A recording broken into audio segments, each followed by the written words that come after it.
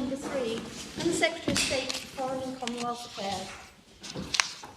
Before we start this hearing, it's right to record the tragic news we heard this morning that Lord Toulson, the former member of this court, died yesterday following an operation.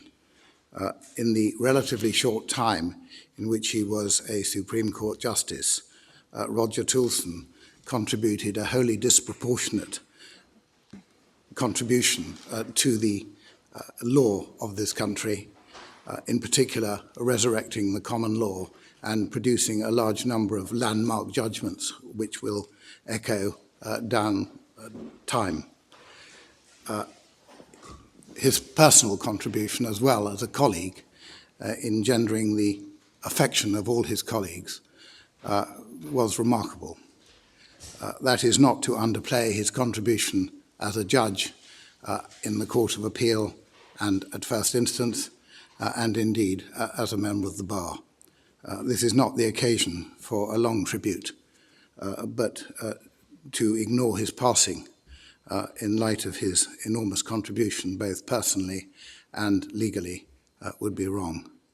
All his colleagues deeply regret his passing, and our sympathy for his wife, now alas widow, and his family is hereby extended with great sympathy.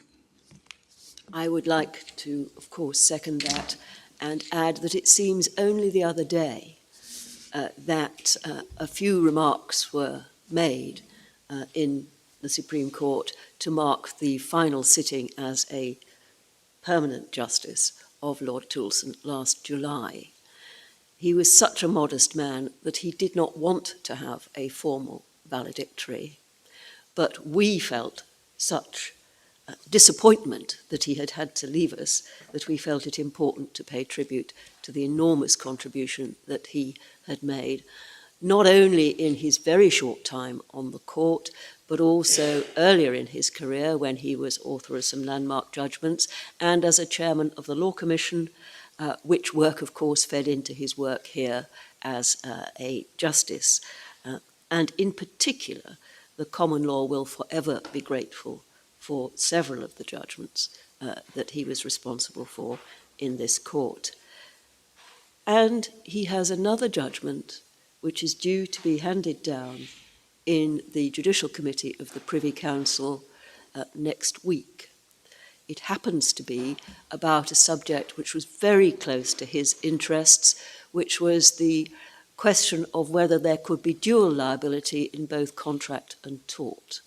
And of course, the law of Mauritius is based on French law, completely different from the law of England and Wales, but Lord Toulson was equally at home, and there are large passages in French in the judgment which we intend to hand down. He will be much missed, both as a jurist and as a person, by everybody who encountered him. Lord Milady, may I just say a few words? This is sad news indeed.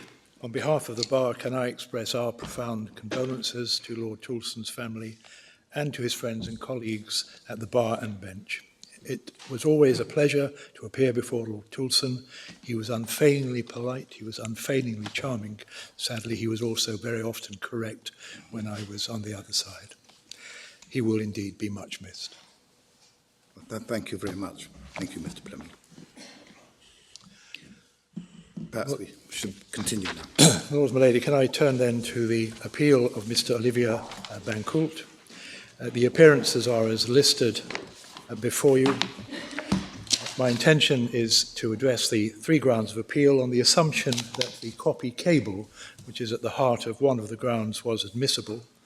Learned friend Mr. Kovacs for the respondent will respond generally, but also to develop the respondent's challenge to the admissibility finding in the Court of Appeal, and Professor McCorkadale will in turn reply on that issue. Lord, by way of introduction, could I sketch out 1 or 2 facts about the MPA? I know that most of your lordships, your ladyship, are very familiar with the history of the Chagossian cases, but could I just mention the MPA?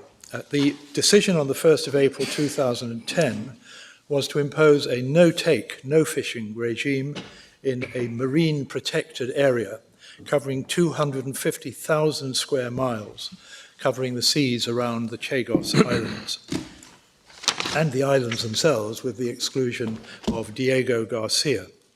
This is an area known as the British Indian Ocean Territory, or BIOT for short. Mr. Bancoult and his fellow Chagosians in the Chagos Refugees Group are not opposed at all to environmental protection for their homeland. They are, however, strongly opposed to the no-fishing element, which breaks their last remaining link with their islands and the surrounding seas. That endorsement of environmental protection was recognised in the Divisional Court's judgment in Volume 2, page 354. The history of fishing is summarised in the witness statements of Mr. Richard Dunn, to which I will make but brief reference as I address you this morning. Could I also emphasise that the challenge is modest in its ambitions?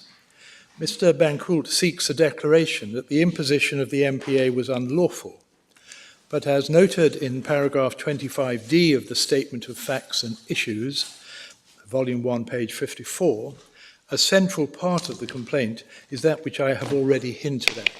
It's the prohibition of all fishing, and that adversely affects, destroys the traditional historical fishing rights in BIOT waters, enjoyed by Chagosians who, after their removal, became citizens of Mauritius.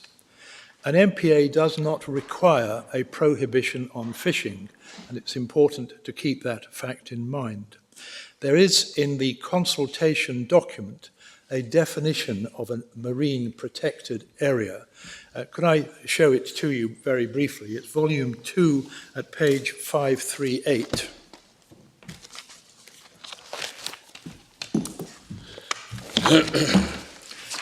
Is that the MS number, Mr.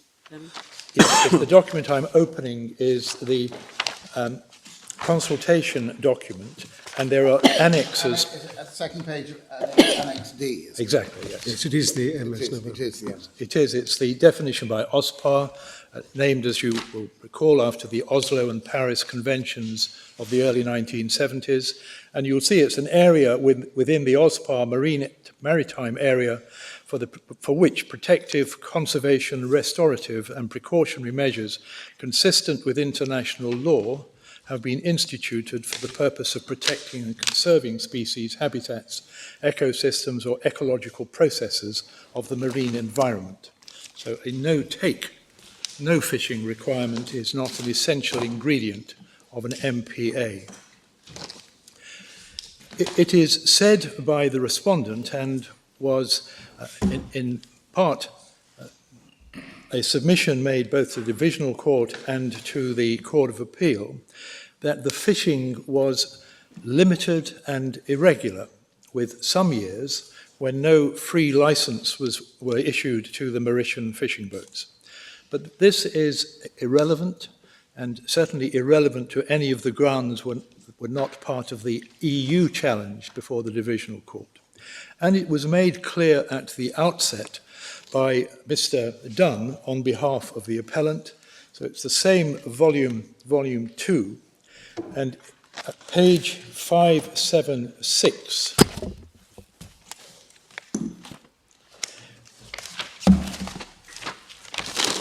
Mr. Dunn's first witness statement begins at that page. I wanted to show you, again, briefly, paragraphs 51 to 54, which begin on page 594, and it's to deal with the question of the Chagosians as beneficiaries of traditional fishing rights in Chagos. And in 51, Mr. Dunn refers to correspondence, and at 52 you will see that the reply ignores the question and relevance of citizenship of the Chagosians. All Ilois, as they were then known, were or became citizens of Mauritius in 1968 by virtue of a clause added to the Mauritius Constitution by UK officials. If you go to read to the end of the paragraph, The government implicitly accepted in 1967 that this amounted to at least 1,483 persons.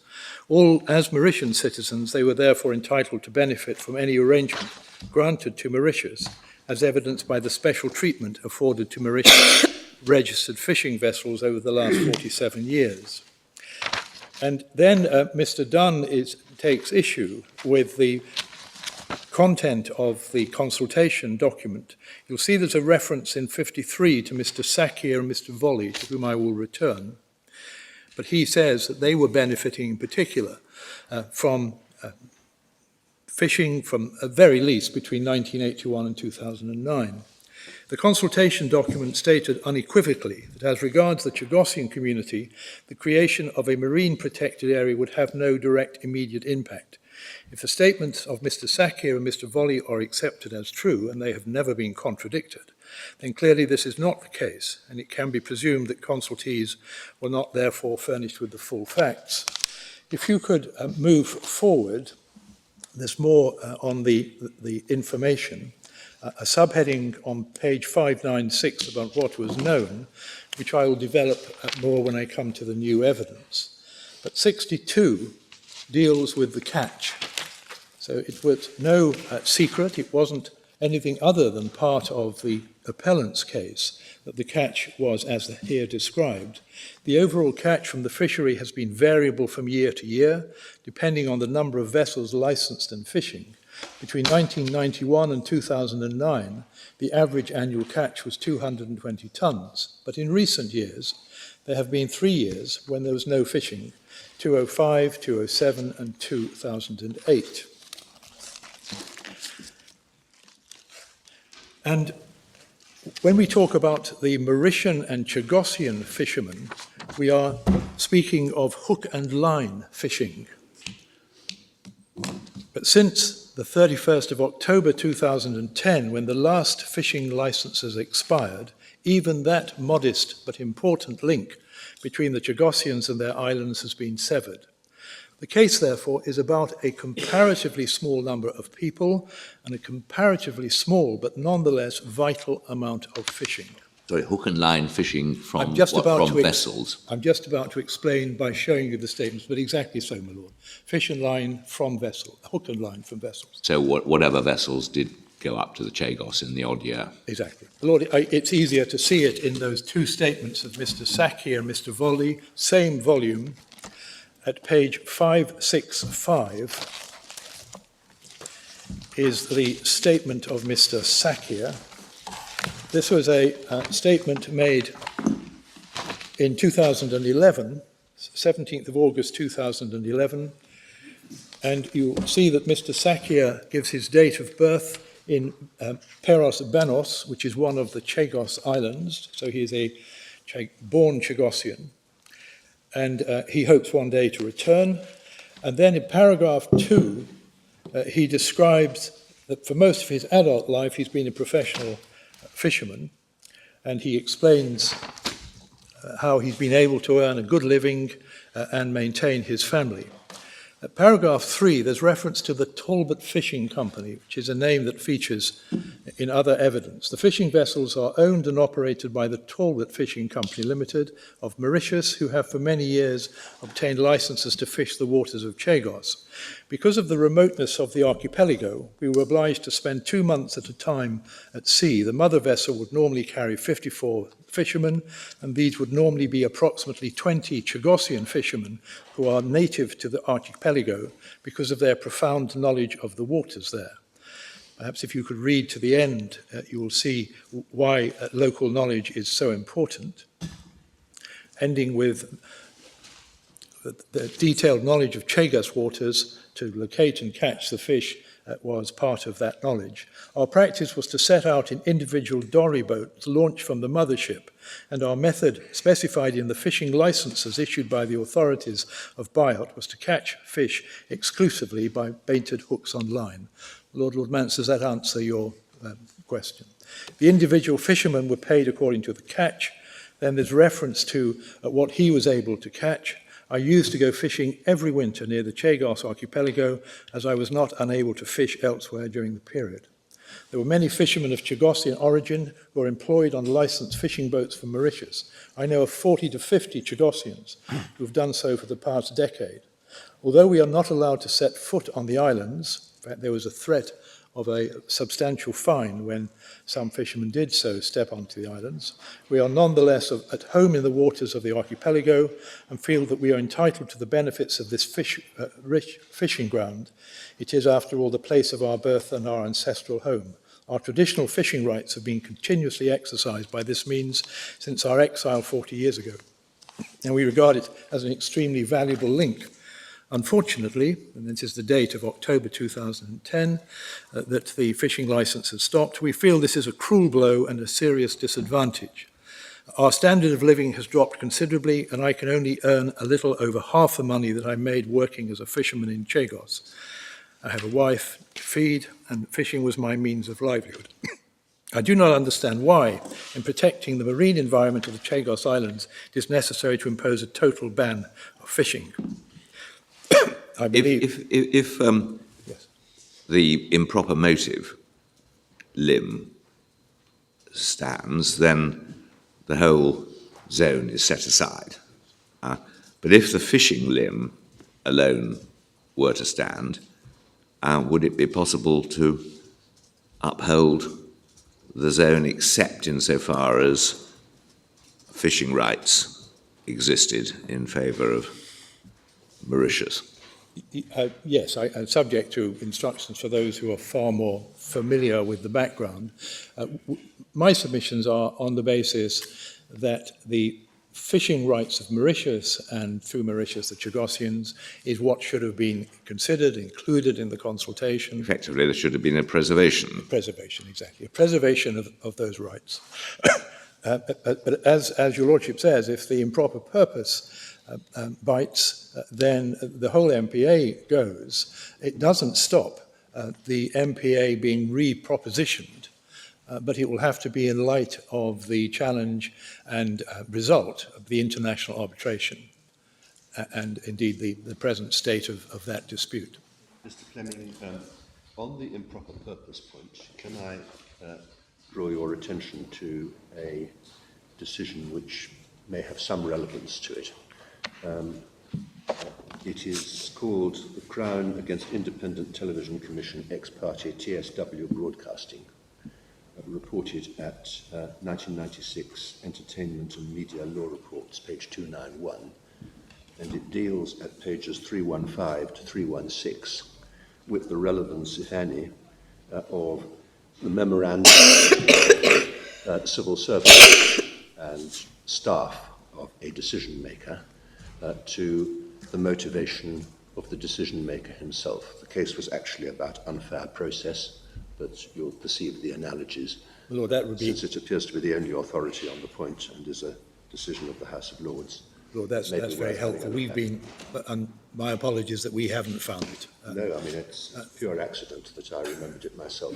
That's ground two, making the link between Mr. Roberts and Mr. Miliband, and that does raise, we accept, Yes, some difficult and novel propositions. Yes, I mean, I don't think that it's rocket science in legal terms, but it is of some interest. Thank you very much. I hope somebody else has taken the note, and I'll find a copy. My Lords, my lady, can I just turn then to Mr. Volley, who is on the next but one page after the signature. It's page 570. He's also an islander from Peros of Banos, and he was forced to leave in 1973. Mr. Bancoult was unable to return and was also effectively exiled from 1973. And he describes what happened on his arrival in Mauritius in paragraph 2. It tells us in the next paragraph, and it's an important two sentences. My father was an experienced fisherman. He taught me a lot about the waters of the Chagos archipelago, which have the cleanest marine environment and an abundance of fish. From the age of 16, he was a fisherman. And then paragraph 3 towards the end, my father continued to instruct me in the best waters where fish were to be found, and I came to develop the skills which my father possessed and which his father before him had also possessed. And then he describes how his life as a fisherman in the Chagos archipelago was rewarding, and describes his method of fishing, which is again baited hooks. And my Lord, my Lady, can I invite you to read through to the end of paragraph 4. The important last sentence: there's no fishing by nets or by trawling, so the skills which we have learnt from our fathers are the same as those following our exile. This is to emphasize a point that we make consistently, that it's the break with tradition and knowledge which is one of our main concerns. Between 1981 and 2009, I would, whenever possible, make an annual winter fishing trip, which lasted approximately 2 months, fishing in the Great Chagos Bank. These waters are treacherous to visiting ships, and only experienced ship's captains will cross this stretch of water, and only Chagosian fishermen really understand where the fish are to be found. Since fishing is done by line and not by net, success depends on a precise knowledge of where the right species are to be found. The last time I went to Chagos was in 2009, and he refers to the MV, the vessel Etilis, E-T-I-L-I-S, which is also referred to in other documents. He describes the catch, and then paragraph 7, he deals with what happened after the imposition of the ban on fishing. Again, seems to catch considerably more. Mr. Sakya. He's, I hope, a better fisherman. He will say he was probably taught better by his father rather than Mr. Sakya, but neither of them are here, but Mr. Bancoult is, and no doubt he will correct any misrepresentation of fishing skills. You'll see in paragraph 7 at the end, the financial difficulties, the direct impact on him as a Chagosian of this ban. Then there's reference again to the vessel, and this has proved disastrous to me and the other fishermen in like case as me. The word disastrous was also used by Mr. Talbot when he was spoken to by Ms. Yaden. So that's another word that is common to the evidence. And he talks about the alternatives, which is no good, and 1/5 of his earnings compared with what he was earning at the end of 8. And then there's reference to the consultation document, and particularly one line in paragraph on page 13 of the consultation document: the creation of a marine protected area would have no direct immediate impact on the Chagosian community. I know at least 20 Chagosian fishermen who were able to sustain themselves and their families by making fishing trips to the Chagos Islands before this ban took effect, and who since then have experienced financial difficulties. I therefore believe that this statement, insofar as it refers both to a marine protected area and a total ban on fishing, to be untrue and to amount to a serious misrepresentation of the true position of our community. Fishing in Chagos is an important part of our culture and has been over the years of our exile, the only way that any of our members have been able to sustain a real link to our homeland. Now, none of that is contradicted. It was before the divisional court. When I come to develop the fishing ground, you will see the impact and effect of that. Does it all matter? I raised this at the outset. Mr. Sakya talks about a cruel blow. Mr. Volley talks about disastrous, as did a Chagosian fishing captain. Is it irrelevant? Irrelevant because there is still no right of abode, and the UK government has decided again that it will not support resettlement.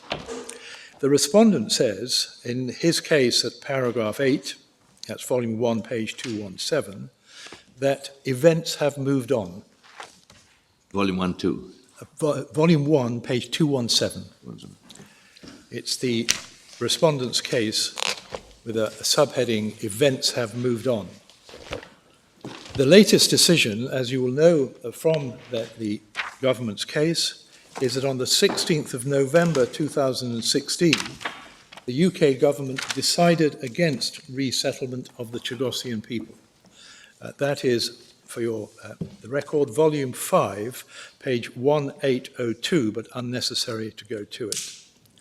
This decision is being challenged in 2 further judicial review applications.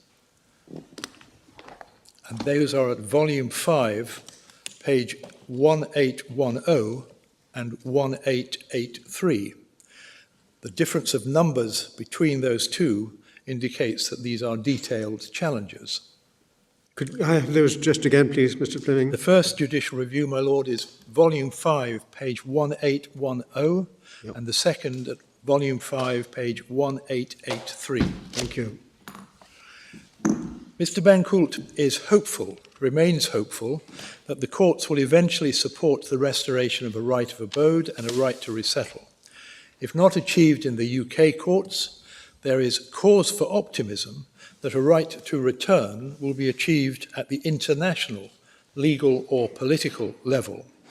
And we deal with this very briefly in volume 1 in the Statement of Facts and Issues at page 46.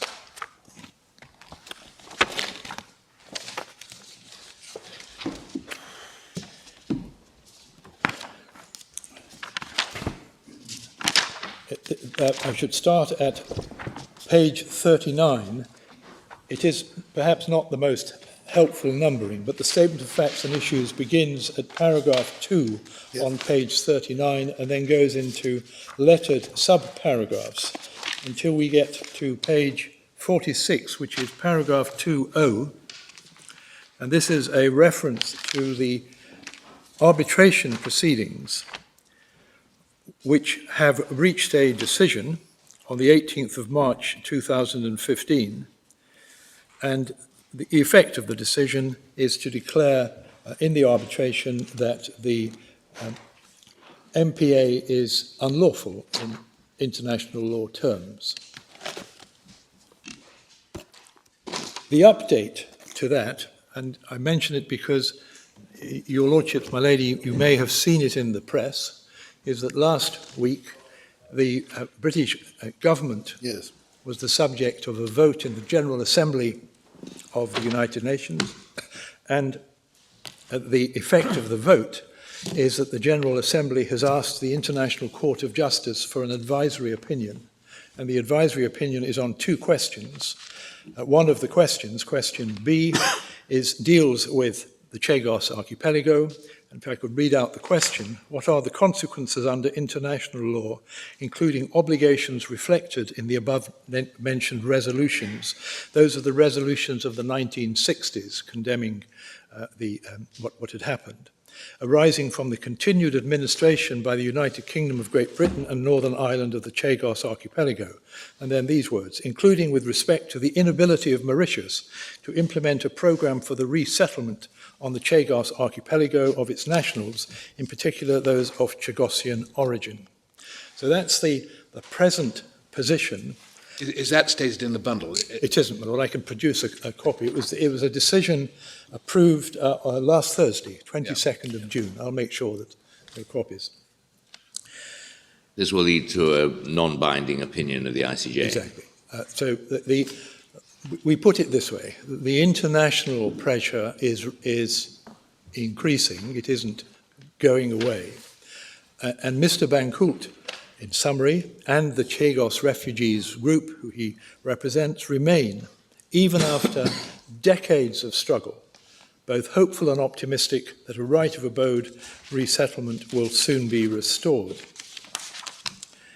In the meantime, what was the precise extent of the award's decision that the MPA was inappropriate? Was it limited to the fishing aspect, or what was it? No, it focused on such things as the consultation. The award is in volume 2, begins at page 1243.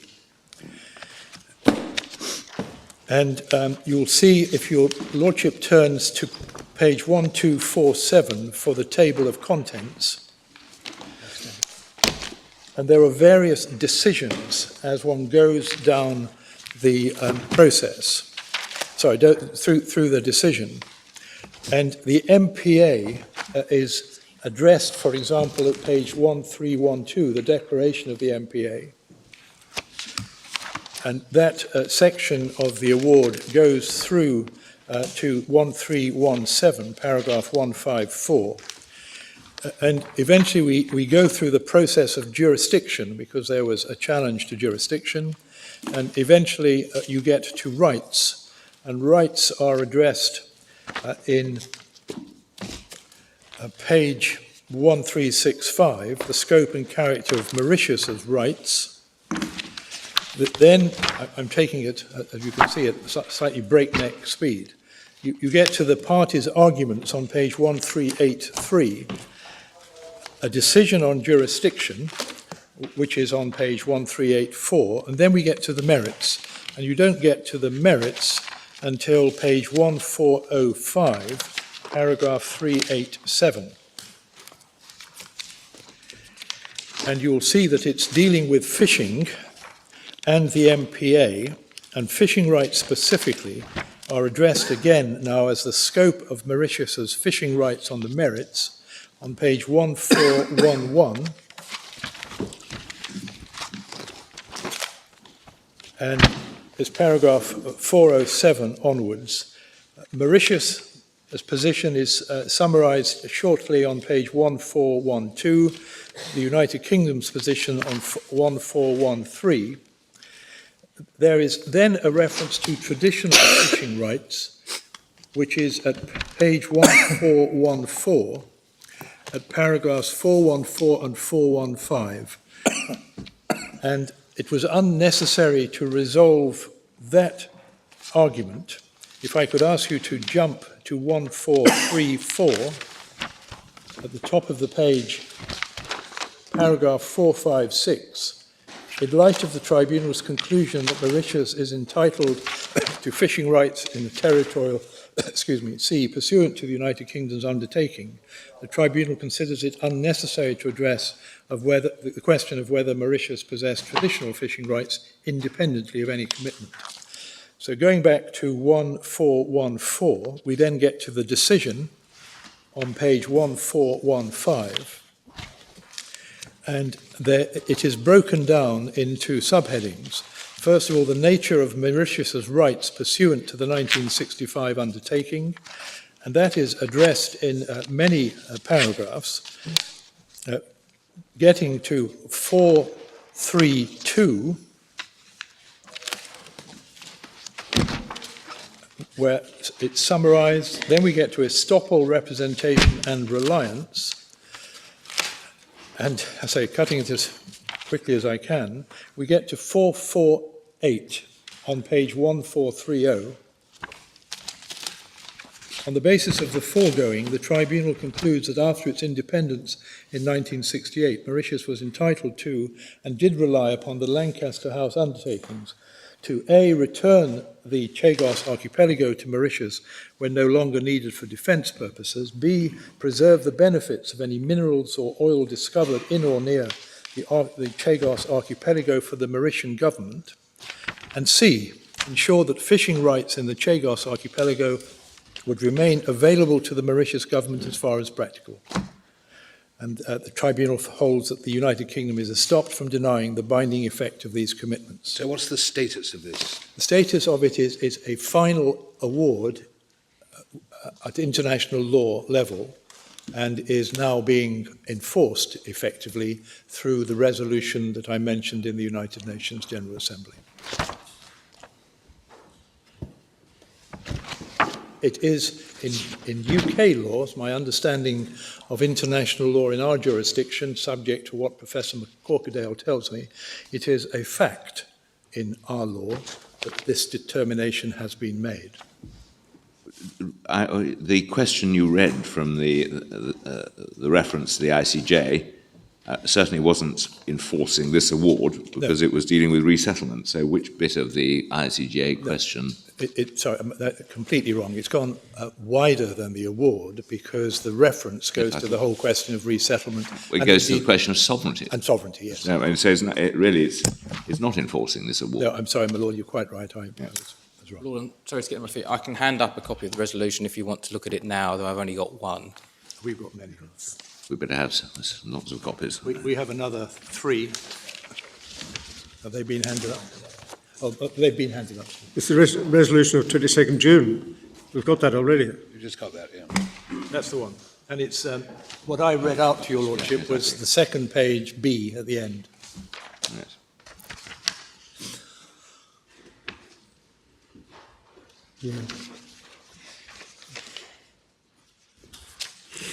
Lord, then, my Lord, there's reference to the consultation, and I will be referring specifically to 2 paragraphs on the consultation. Could I just flag them up as we have this volume open? It's on page 1462.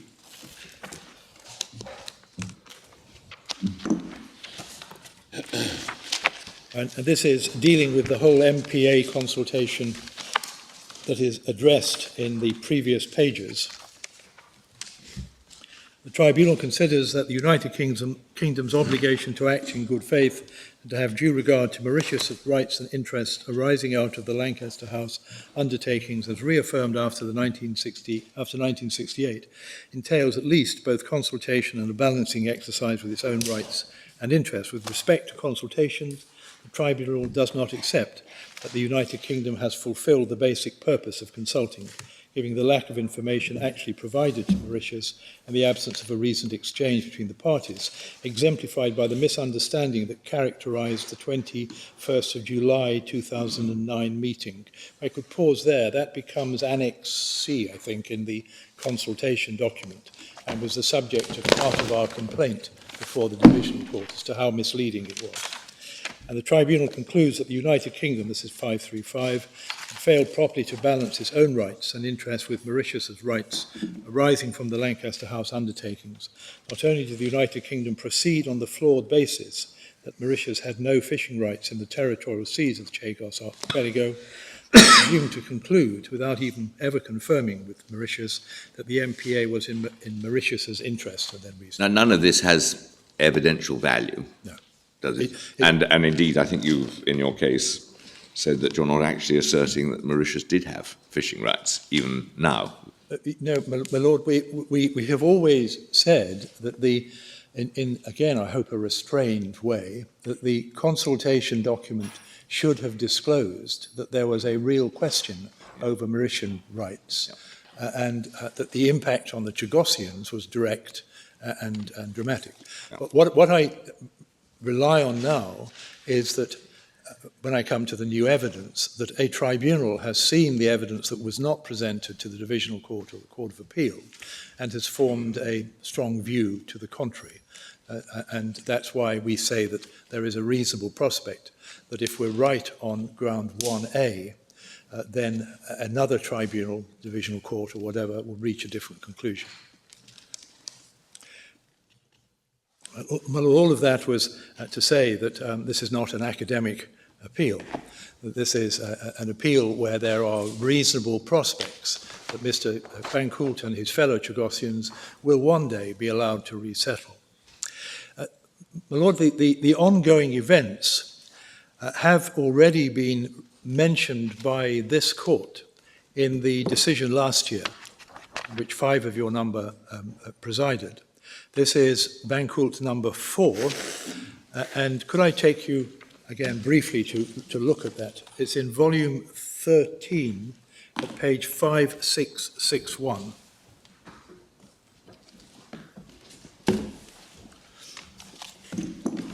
And this is very familiar territory to 5 of you. Could I take this briefly? This is 5661. 5661. Thank you. Oh, yes, I remember. Yes, thank you. The decision itself begins at page 5633. Now reported, what I'm showing you is the weekly law reports. It's now reported in 2017, appeal cases, page 300. At the end of my Lord Manser's judgment, there are 5 paragraphs beginning on page 5661, other relevant considerations. And this is dealing with the MPA in paragraph 73 and this challenge.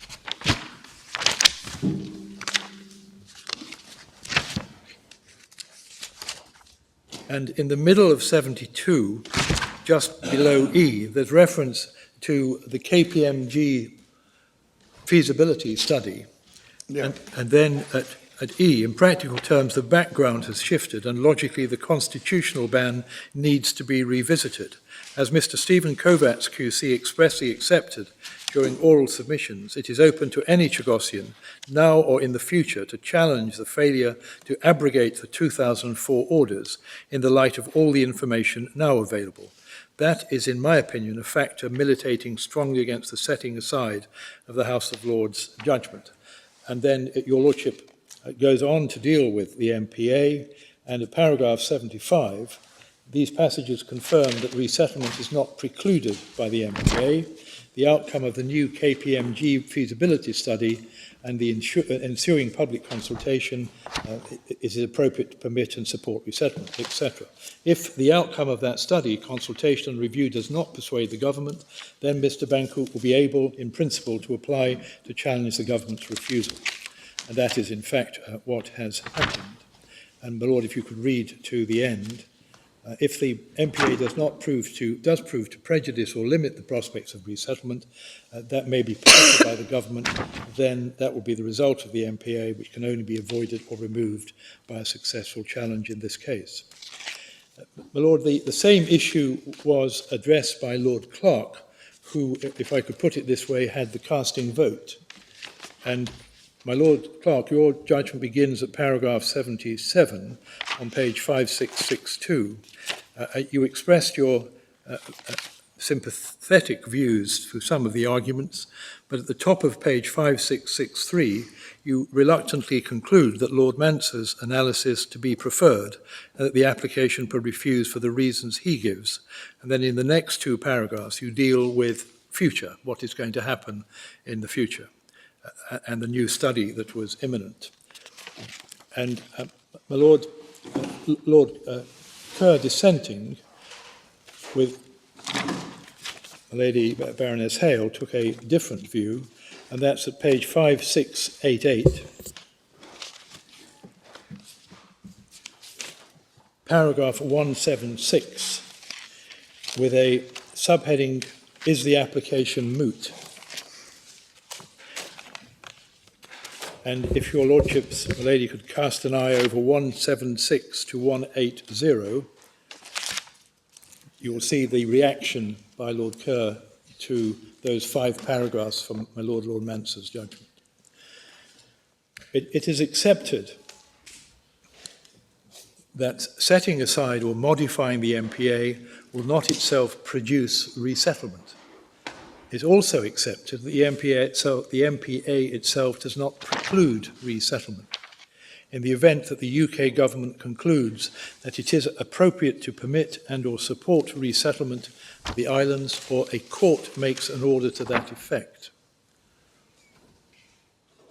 The published intention was always that the declaration of a marine protected area would be made by the Commissioner, that's Mr. Roberts. So it was a proclamation, and you can see that in the consultation document, volume 2, page 527.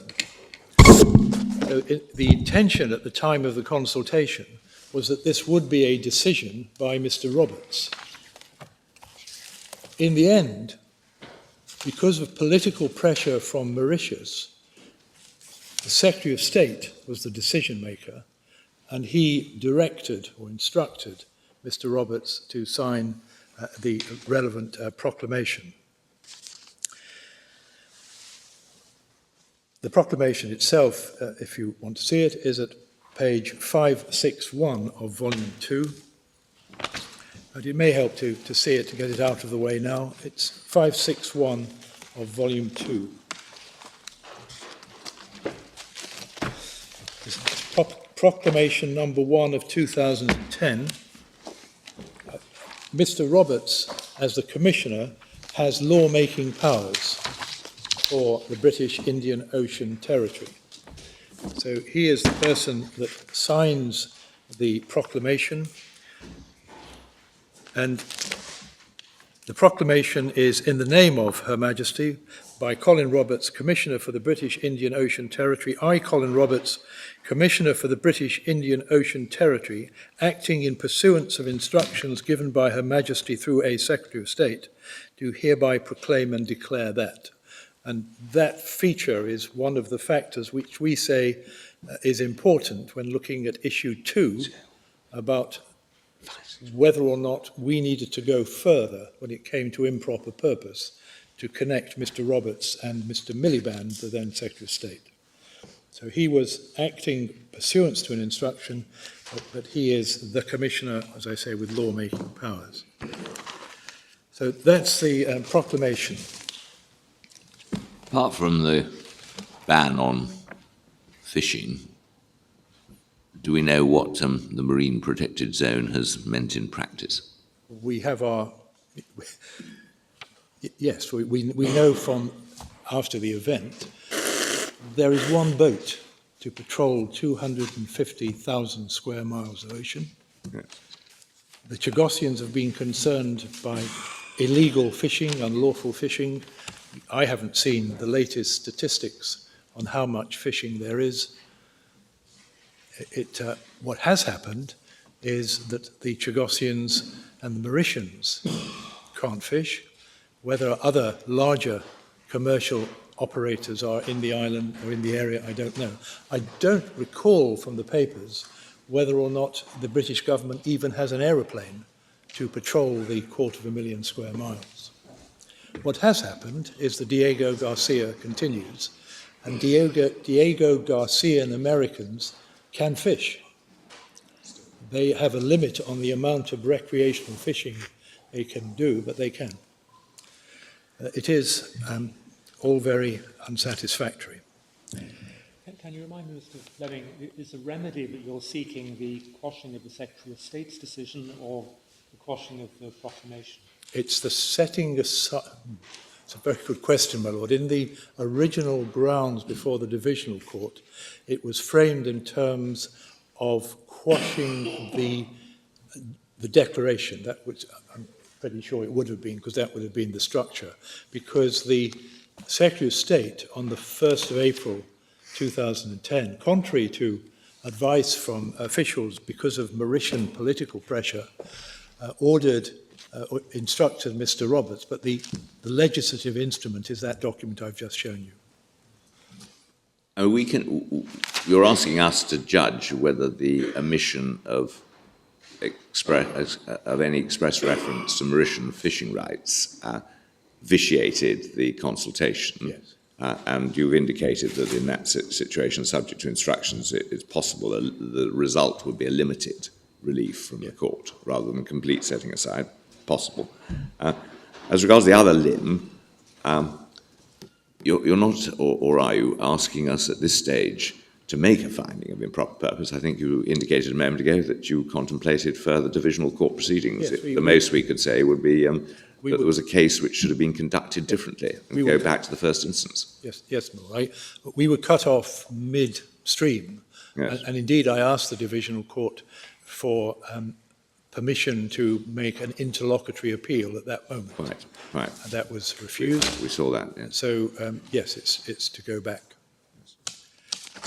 Well, can I continue just for a few moments with the effect of the MPA? What we know, and if it achieved anything, it prevented fishing, which is a key factor for the Chagossians. And what it also did, and we'll see this when we look at the cable and the documents before the cable, that it provided an environmental and therefore politically defensible rationale for refusing or resisting resettlement at the time. And we're talking about 2009, 2010, when the supporters of the Chagossians were exerting pressure, political pressure. In the House of Commons, House of Lords, there was a debate, which I'll refer to later, a 4-hour or 3-hour debate in Westminster Hall. There was an active political group, all-party group, led by Mr. Corbyn, who was the then leader of that group. And the secretary to the group had been a Foreign and Commonwealth office official at the time of the original events. Exactly. He was a commissioner. Yes. Mr. Snoxall, who probably is in... Is he here? Who's here? Yes, and he is referred to in the minute, he is referred to in the cable, the 15th of May 2009 cable as a man with no influence, or words to that effect. A man with no... Influence, I think, is not the precise words. I'll show you the page. It's when Miss Yaden is speaking to the Americans, assuming that I can refer to the cable. So what's happening at around this time, and I'll take you to the 5th of May 2009 memo, is fairly clear to an informed or even an uninformed observer, and the improper purpose or motive was to frustrate, impede, diminish, whatever words one wants, and thereby interfere with the claim to resettlement in practical, if not legal, terms. Its purpose was to prevent resettlement. Now, this we submit is clear from the copy cable when we come to it. So the no-take MPA has the effect of preventing, or at least undermining, the Chagossians' claim for resettlement. And what the MPA certainly has done is to destroy the ongoing links to the sea around the archipelago. And is there a lot of sea, as you see from the maps of the islands. It also destroys the practical fishing skills and fishing knowledge so important to the Chagossians, and you've seen that, excuse me, from Mr. Saki and Mr. Volley. And these very real practical consequences aside, the symbolism of matters such as these, in circumstances where the right of abode has been legislated away and the subject of much litigation cannot be overstated. In the divisional court, which rejected our submissions, there is a phrase in a paragraph when this is said to be almost like a detective novel. It's paragraph 76 of the divisional court. I'll give you the reference. I won't take you to it now because I'm coming back to the paragraphs. It's volume 2 at page 378. But paragraph 76 is really the nail in our coffin when it comes to improper purpose. But their lordships summarised the effect, and it was, or that's how we put it, to frustrate Chagossian ambitions by promoting the no-take, no-fishing MPA. And that's not a bad way of summarising it. Well, that's summarising your case, isn't it? Yes. Yeah. I was trying to find words that will do it in a phrase. Could I turn to the history without going through the history? Because, as again, 5 of you will be very familiar with it, and Lord Sumption and Lord Reid may also be very familiar. Could I just give you the references? The general history is in paragraphs 2A to 2D of the Statement of Facts and Issues. That's at pages 39 to 42. And in those paragraphs are references to the main cases, the main decisions over the years. Could I just give you the references to those decisions, which I don't think are in the Statement of Facts and Issues? The appendix to Mr. Justice Ousley's judgment is at page 5168, and the 2006 and 2008 judgments are at pages 5434 and 5550. That should be 3 5s and a 0. So those are the where we set out the I think everybody accepts, an appalling and shameful history of the treatment of the Chagossians. So at last I get to the grounds. I've said much already to deal with the first ground. So our ground 1A, 1B and 2, we noticed that in your paper copies our amended became re-amended grounds, but they were in black and white, and the amendments were difficult to follow. So that produced a got the turquoise file. You've got, it's a kind of sea-coloured Yep. file. Yep. The purpose of the file was to hand up one document, and it is tab 1. Right. Of course, You can see rather more colours. yes, the numbering now goes to pieces because it's outside. But you'll then see at 2, there's a mistake. The index in the bundle refers to this cable. Yes. But in the bundle, a different cable has been put in, but the rest is all legal replacements or legal authorities, and I'll come to those as we need to. Thank you. So ground 1A. My Lord, we deal with ground 1A in our printed case at paragraphs 8 to 69. And this is to pick up an argument that was developed before the divisional court, but now in the light of new evidence. The target, the specific target of the challenge is paragraph 110 of the Court of Appeal judgment, and that's at volume 2, page 338. So I'll come back to.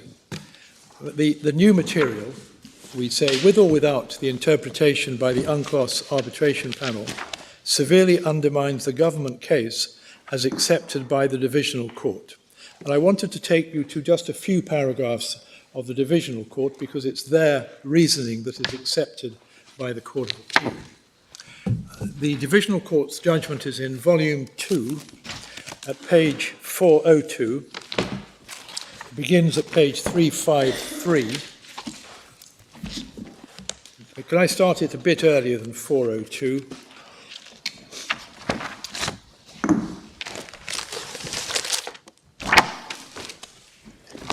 It might help just to remind your lordships, my lady, of the way the grounds were formulated before the divisional court. They're set out in paragraph 2 on page 354. Thank you. The first one is the improper motive. That stays. Yes. The next two go. Right. The failure to disclose in the proposal 4 stays, and the breach of obligations under the EU has gone. So it's 1 and 4. Yeah, 1 and 4. Fishing, we can pick it up when you get to paragraph 100, just to see how it was being put to the divisional court, in particular 2 paragraphs of evidence. Okay. Paragraph 100, the fourth ground of challenge is that the MPA is flawed by the failure to disclose in the consultation that the MPA proposal, insofar as it prohibited all fishing, would adversely affect the traditional and/or historical rights of Chagossians to fish in the waters of their homeland as both Mauritian citizens and as... paragraph you're reading? Paragraph 100, my lord, on page 385. Paragraph 100. 100, yes. I'm very sorry, I may have given you another page. 100 at page 385. I'm there, thank you. It's under a heading, Fishing Rights.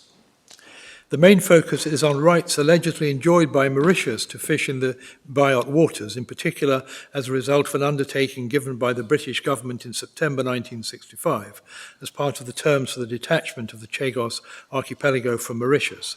It is said that even if it was only arguable that such rights existed, the point was of obvious relevance to the proposal to create a no-take MPA and should therefore have been disclosed in the consultation.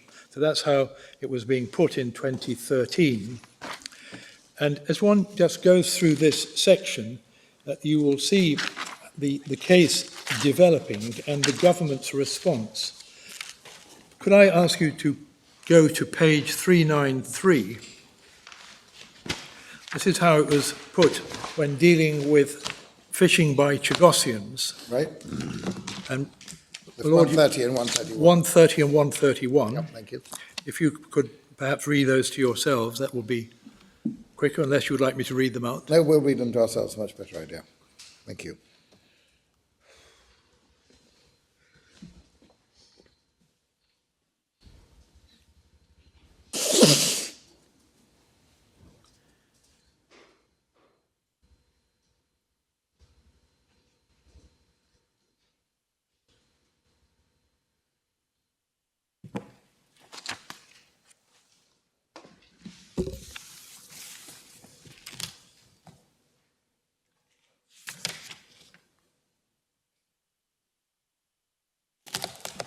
Yeah. Well, that's, as you can see, again, there's reference to Mr. Volley. He's called Mr. Silvestri, but it's Mr. Sakia. It's Mr. Silvestri Sakia. If we go over the page, you can see at page 395 the absence of reference to fishing rights in the consultation document. So why wasn't it there? And it's in part explained by the witness statements of Mr. Roberts. And at paragraph 140, the third statement of Mr. Roberts deals at length with the thinking that lay behind the terms of the consultation document. He states, for example, in the run-up to the second round of bilateral talks with Mauritius, my firm understanding as a result of the inquiries undertaken as part of the MPA scoping process and advice received from legal advisors was that Mauritius did not have legal rights in buyout waters, whether as a result of the 65 undertaking or otherwise, which prevented HMG from establishing an MPA, including a complete no-take MPA. And that third statement is ended, as you can see in paragraph 142, to conclude that there was no reference to any historical or traditional fishing rights of Mauritius or the Chagossians, which might stem from the 1965 understandings in the public consultation document, or the possibility that any rights might exist, because after considering the question and receiving legal advice, we did not believe that Mauritius or the Chagossians had or might have had any such rights. So if there had been at that stage an acknowledgement of such rights, or an investigation into such rights, or even a postponement of the consultation and continuing dialogue with Mauritius, then all sorts of the questions would have arisen. If this information had been put into the consultation document, there may have been huge numbers of responses saying, sort out the rights before you stop rights, which you're intending to do forever. And we know what's happened. They've stopped the rights. Now they've got the international arbitration and further litigation. We put in submissions, which you'll see are summarized at paragraph 145. And again, if your lordships, my lady, could just cast an eye over that, particularly 1 to 7, 1 and 7. It's 1 and 7. Well, it's 1 and 7, but if you can run an eye over 2 to 6. Right. 1 and 7 are the most important ones. Well, my lord, they're the beginning and the end of filling in the middle.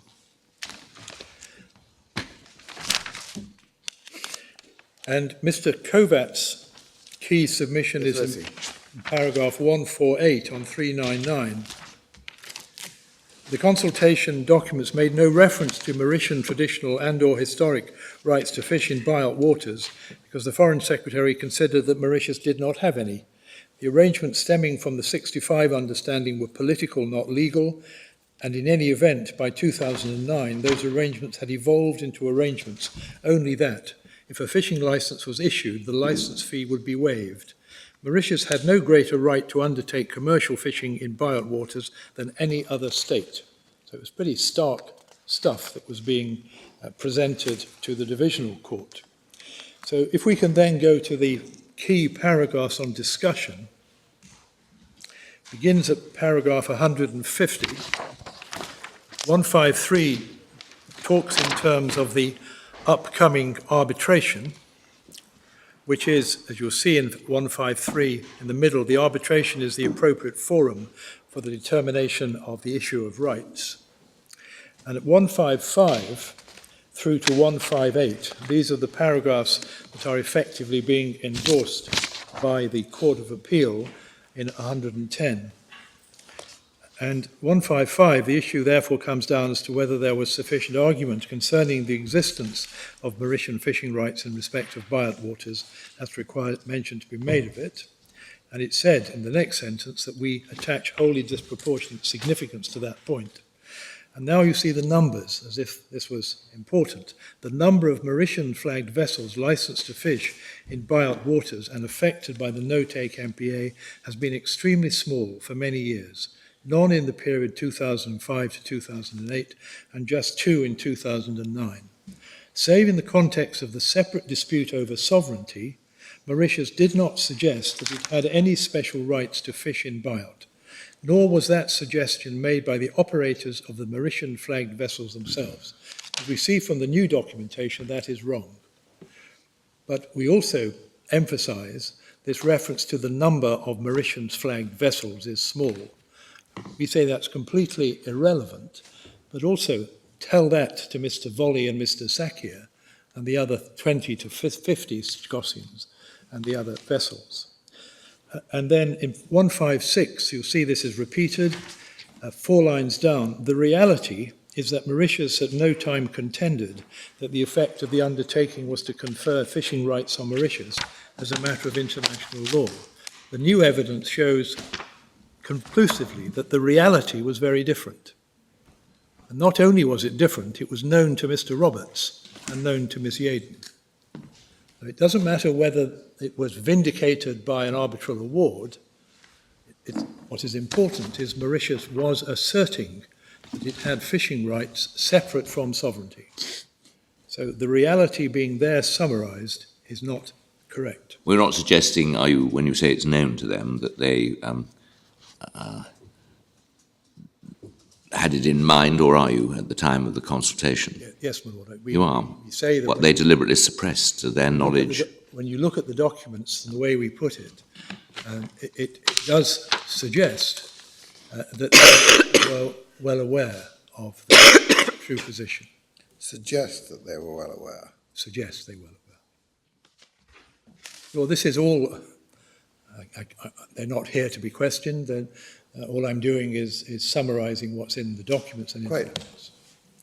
This is repeated is in 157. You can see this is a central and important theme for the divisional court. 157, reference to the contemporaneous documents, and in the second sentence, what is important, however, is that from Mauritius's perspective, the issue of fishing rights was viewed from an early stage in terms of sovereignty, not as one based on the September 65 undertaking. And then finally in 158, and this is now outside the paragraphs referred to in 110 of the Court of Appeal, Mr. Kovacs is therefore correct in his submission that there was no dispute with Mauritius about fishing rights based on the September 65 undertaking, and there was nothing that needed to be mentioned on that score in the consultation document. The dispute with Mauritius concerned sovereignty, and that was expressly mentioned in the document. So if Mr. Kovacs was incorrect in his submission, and the reality was different, then we submit to your lordships, my lady, that the outcome in the divisional court may itself have been different. And we say that the new material undermines those paragraphs. Before I continue, my Lord, could I just read out the original relief sought in the divisional court in response to earlier questions? I read it out because it's not in the bundle. Right. What we sought was a declaration that the decision in 2010 to create the no-take MPA around the BIOT was unlawful, and if necessary, a quashing of the decision and all consequential orders. So that would cover the proclamation and the decision by Mr. Miliband. Right. So could I then go to our case at paragraph 13, which is at page 146.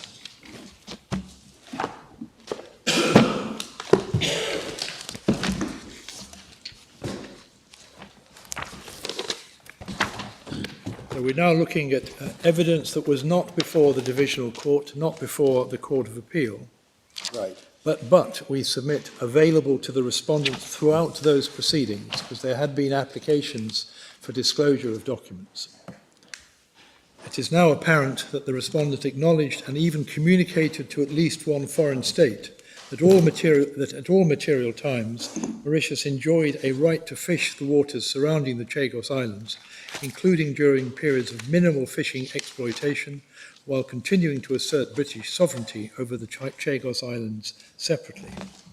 And further, the respondent was repeatedly aware that such fishing rights were in fact being exercised in the main by Chagosians from their enforced exile in Mauritius. Had this undisclosed evidence been made available to the Divisional Court or the Court of Appeal, it is submitted that they may not have, respectively, found against the existence of historical fishing rights, and you've seen the paragraph, or the Court of Appeal upheld such a finding, and therefore have concluded that the respondent's consultation process was lawful.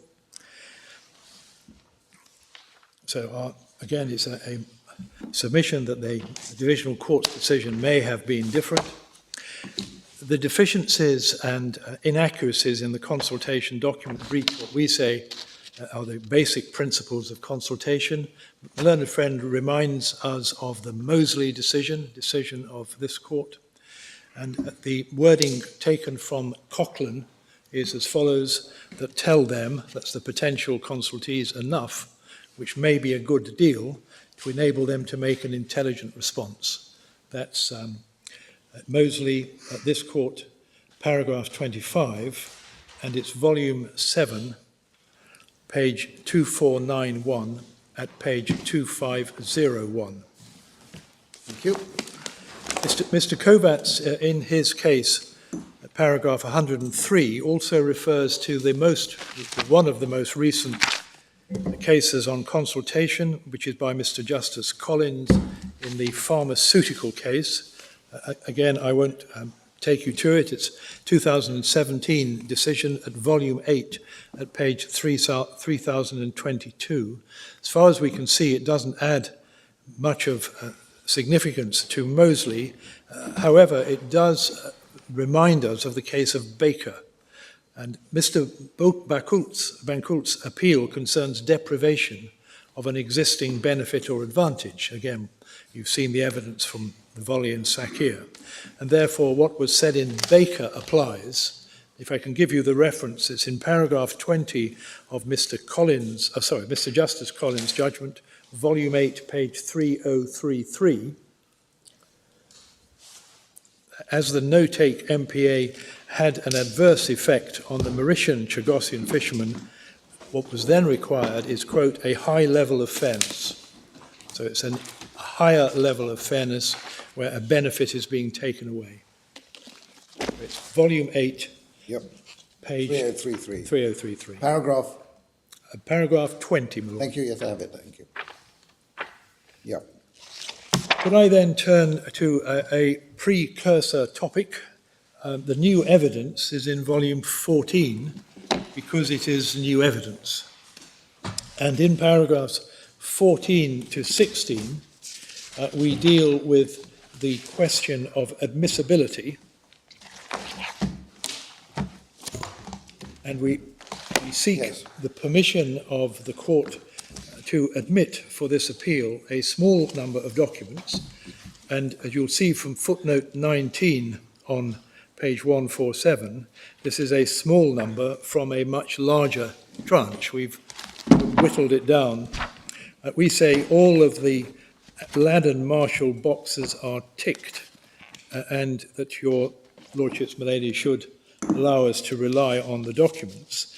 In paragraphs 18 onwards, we deal with the source evidence in the arbitration and evidence in particular that was not disclosed by the respondent in the litigation with which we're now concerned.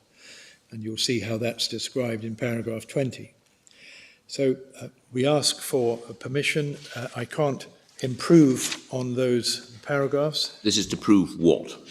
To prove that if the evidence that should have been disclosed was not disclosed, those paragraphs in the divisional court would probably have been differently formulated. No, how would they have been formulated? Because they will show... What would they have found? They would have found, I'll show you in particular paragraphs of Mr. Dunn, in summary, they will have shown that Mauritius throughout the relevant period was asserting its fishing rights independently of sovereignty, separately from sovereignty, which is of vital, we say, of vital importance. I mean, it's a slightly curious position. I'd just like to get it straight, because the divisional court said explicitly, I mean, I think this was a term on which you were given leave to raise this whole issue of fishing rights, that there was to be no suggestion that it determined whether fishing rights actually existed in law at all. Correct. But Mr. Kovacs' submissions were that the Foreign Secretary formed a view that there were no fishing rights. Well, if the Foreign Secretary was right about that, the mere fact that someone was had an arguable case for saying that there was a fishing rights might be thought to be irrelevant, because if one... So I'm not sure how one can actually determine this case sensibly, and certainly after the arbitration award it seems a bit artificial to proceed on the basis it's all about arguability, even if that is a sensible basis.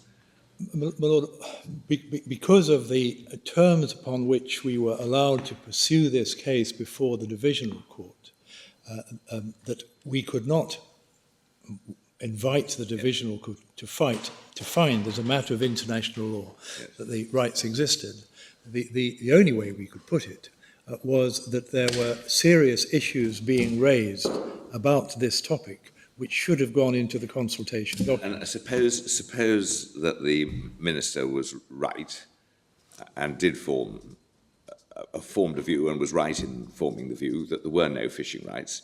Do you say that it's then still an obligation to disclose in a consultation document that somebody else might mount an argument to the contrary? Oh, my Lord, in this case, certainly yes. And it isn't, as far as I can recall, it's not the Secretary of State forming that view, it's Mr. Roberts in his evidence. Well, the divisional court says because the Foreign Secretary considered that Mauritius didn't have any, but you may be right. So, It doesn't matter for what I'm saying. If you will recall, the consultation document had a reference to the joint statement after a July meeting, and clearly Mauritius's interests were important and relevant because they're referred to in the consultation document, as are the Chagossians. It doesn't say in the consultation document, we have had ongoing discussions with Mauritius about fishing in the Biot waters. Mauritius has claimed that it has fishing rights, and we have formed the decision that they have not. Because if all that had been in the consultation, Mr. Dunn, who was then a consultee before he became an advisor to Mr. Bancoult, would have said in the consultation papers, as many others may have said, sort that out first.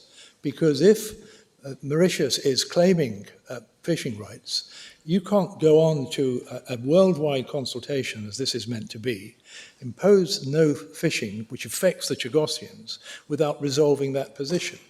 Well, perhaps, I mean, it might have been not capable of resolution without an arbitration award, and I think you're saying we have to put that on, still put that aside. So, I mean, I think your case is, if this is an insoluble problem, nonetheless, if there are arguments for fishing rights, that's all you have to disclose. They must be there. There hasn't been a no fishing MPA since the islands were taken in, broken away from Mauritius in 1965. We've survived without an MPA with no fishing for all those years. The reason that it was eventually imposed, as we know politically, is that this was the 1st of April 2010, with some recommendations from including Ms. Yaden that, hold on, that there's political discontent, but because the election was coming, we were about to go into Purdah. All of this is dealt with in the arbitration award. Mr. Miliband thought some green votes and signed the MPA. Then they lost the next election and Mr. Miliband is no longer with us. Maybe a difficult horse to run in tandem with your improper purpose one. Not at all, because when we come to improper purpose, part of it is why impose the no-take element. Yeah. Why impose it? Because if Mauritius is saying we have fishing rights and there's an argument going on that suggests there may have been some other ulterior motive to quell political support for the Chagossians at the time. But in answer to your specific question, I'll come to Mr. Dunn in a moment, we submit and strongly submit. I said when I was a young barrister I'd never say strongly submit, but please strike that from the record. You're no longer a young barrister. The shame is even greater. I submit that this would have made a difference. Indeed, I'd written it down. Could I take you to Mr. Dunn's witness statement? Let me do it now, then I'll just make a few points. Mr. Dunn has produced 4 witness statements. This is number 4, which is in the new new bundle, no, it's in bundle 4, sorry, it's in the evidence bundle. But this is dealing with the new evidence, permission for which we have not yet got. And if you can turn to volume 4 at page 1642 is where the witness statement begins. So 1605. So this is Mr. Richard Dunn's witness statement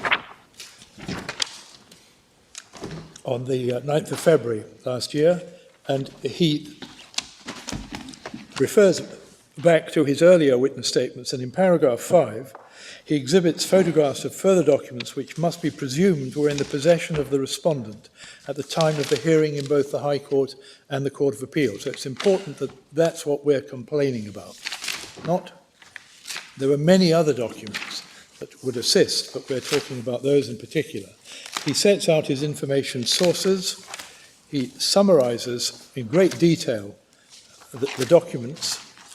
And if I could pick it up pages later at paragraph 8 on page 1637, in which he summarizes the significance of the additional information in these files, which was not disclosed. And he starts with fishing rights over the archipelago,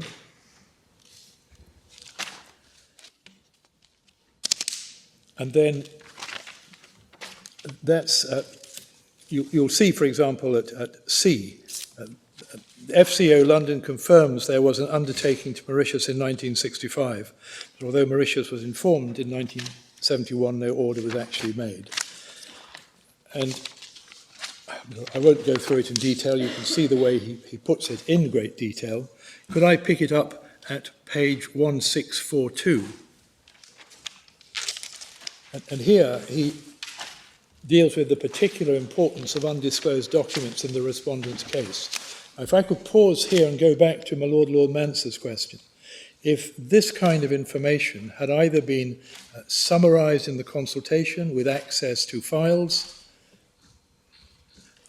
with a statement, for example, by the Foreign Secretary, I, the Foreign Secretary, believe that Mauritius has no fishing rights. I, the Foreign Secretary, believe that Chagosians have no fishing rights. That's why there's no impact on them. Then this kind of information would have produced consultation response, such as from Mr. Dunn, and would have made, we submit, it very difficult indeed for the MPA to have been set in place unless there was some other purpose.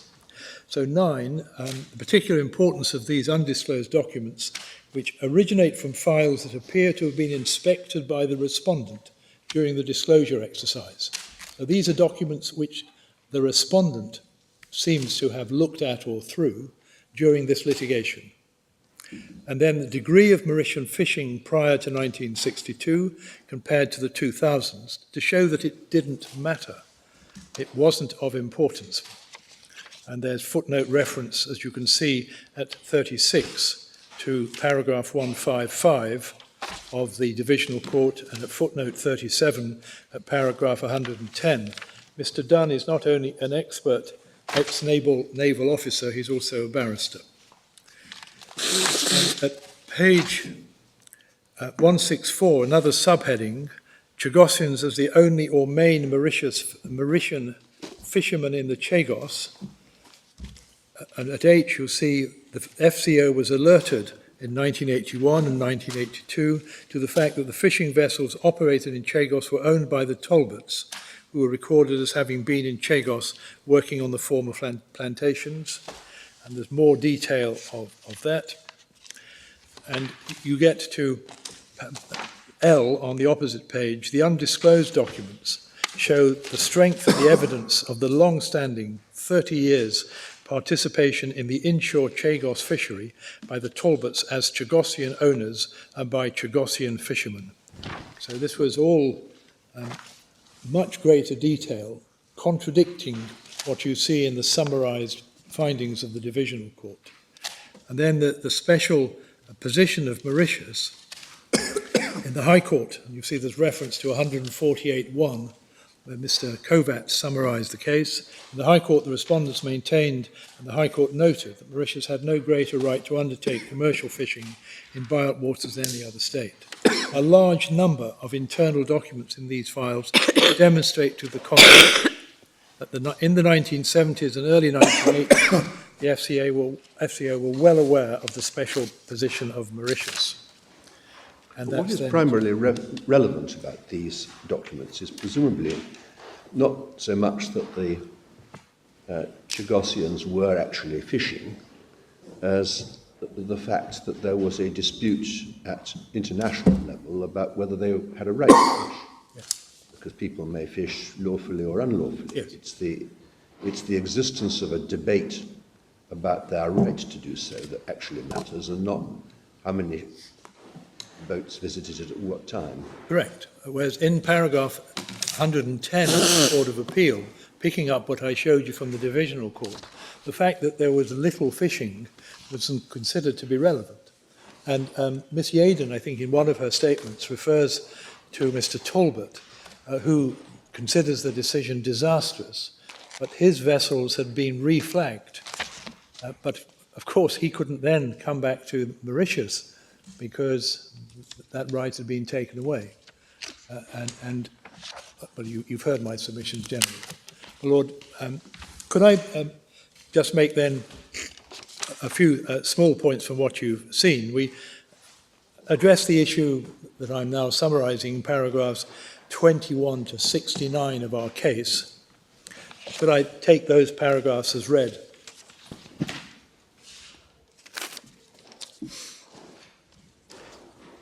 The information that should have been disclosed was, in the course of this judicial review, was the respondent's documentation, presumed to have been in the possession of the respondent at the time of the Divisional Court and the Court of Appeal.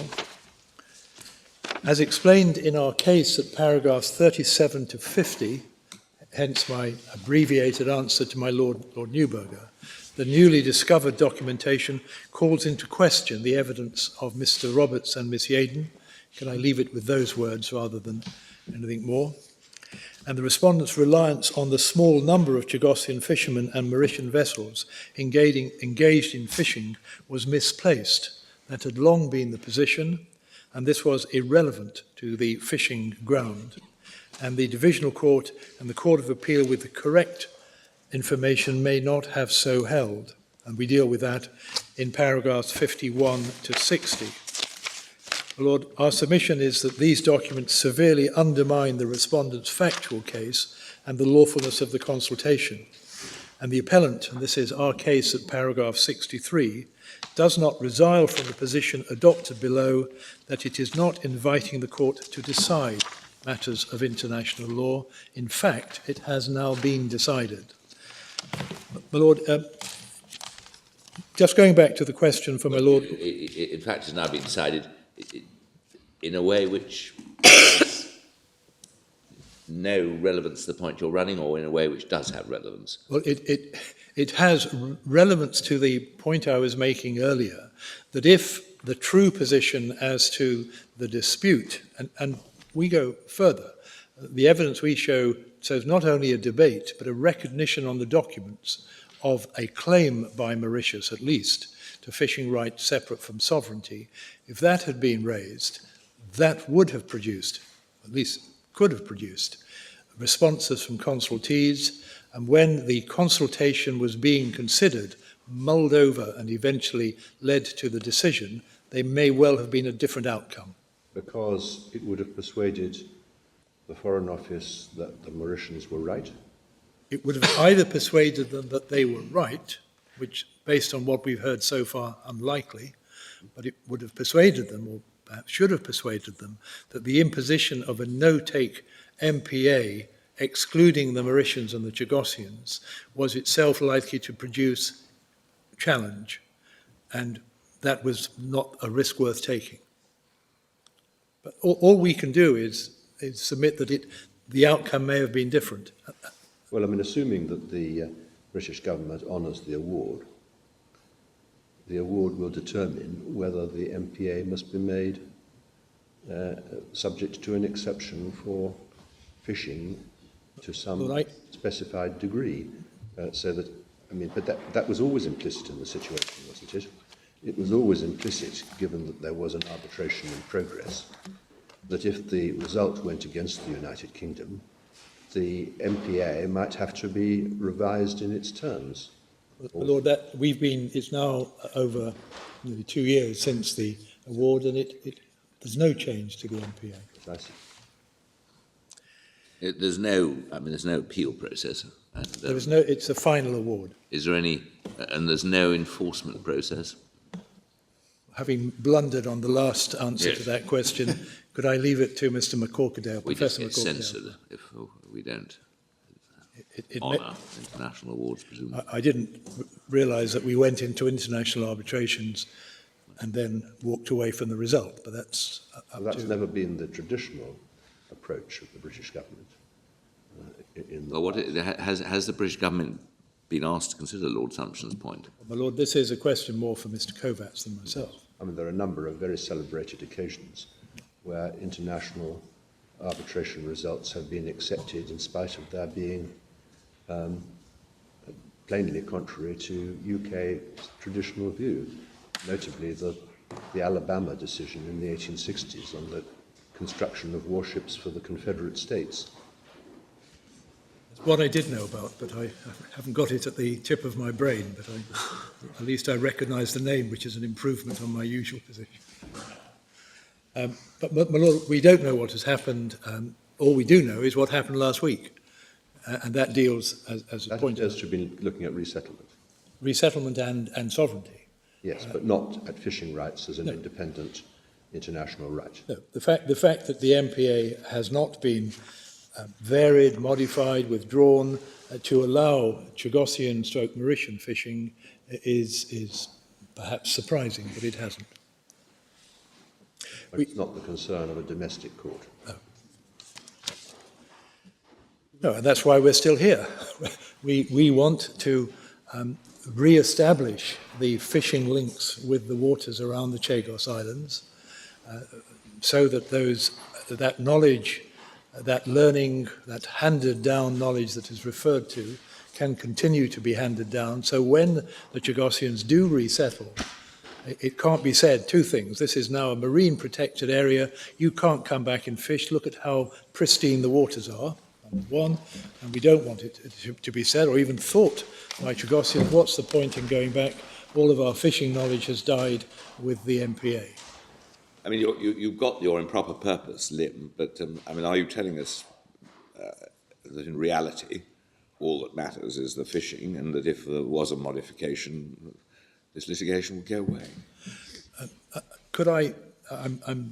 I know that there are... I mean, it's not a question you have to answer, no, but yes. It's nonetheless, it's quite interesting to know what the real litigation well, will be passed a note, but I've made it clear that Mr. Bancoult does not object to environmental protection.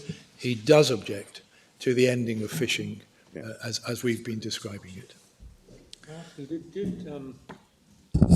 Did Mauritius raise its own claim to fishing rights in its consultation response? Yeah, it raised it, and this is well summarised in the arbitration award, as well as in our papers, particularly Mr. Dunn 3, I think.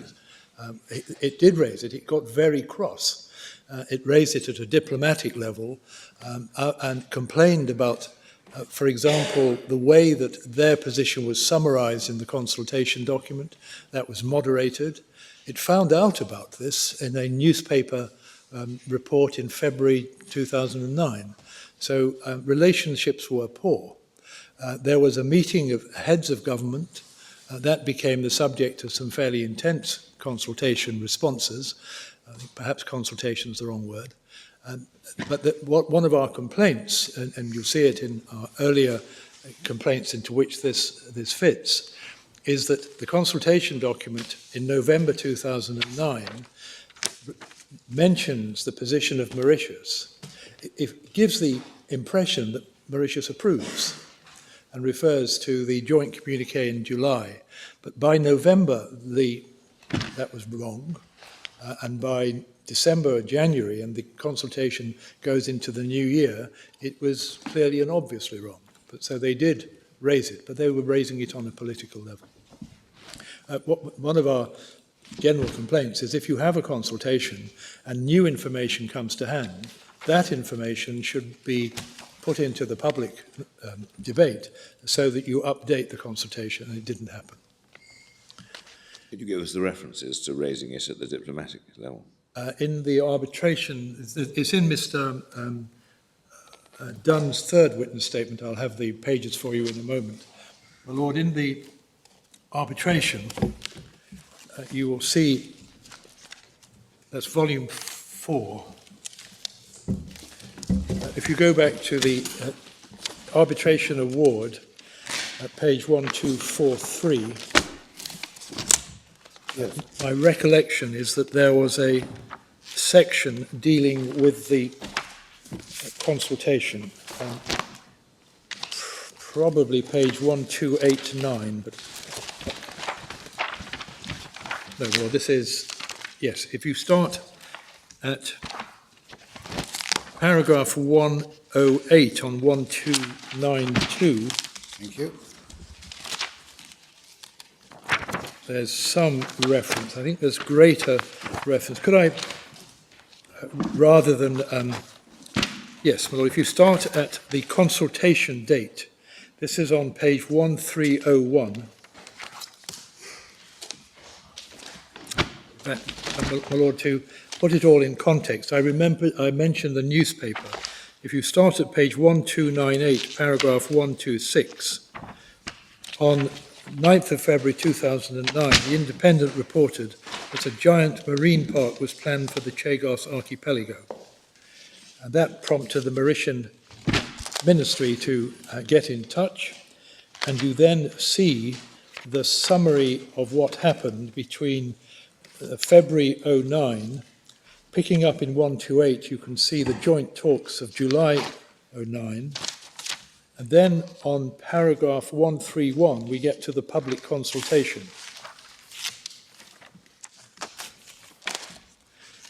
And there's a record of the conversation that's going on, and at page 131, same paragraph, second paragraph on page 1302, second subparagraph, Prime Minister Ramgoolan repeated his point that a ban on fishing would be incompatible with resettlement. The Foreign Secretary suggested he'd make that point in the consultation, but there are all sorts of ways of organising sustainable fishing, so that was an issue. Then 132, I won't trouble you with the detail, but you can see that it goes up into 09.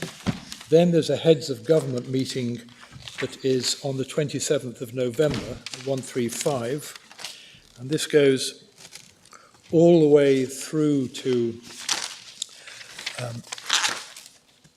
even as far as the 19th of March, when there's still debate.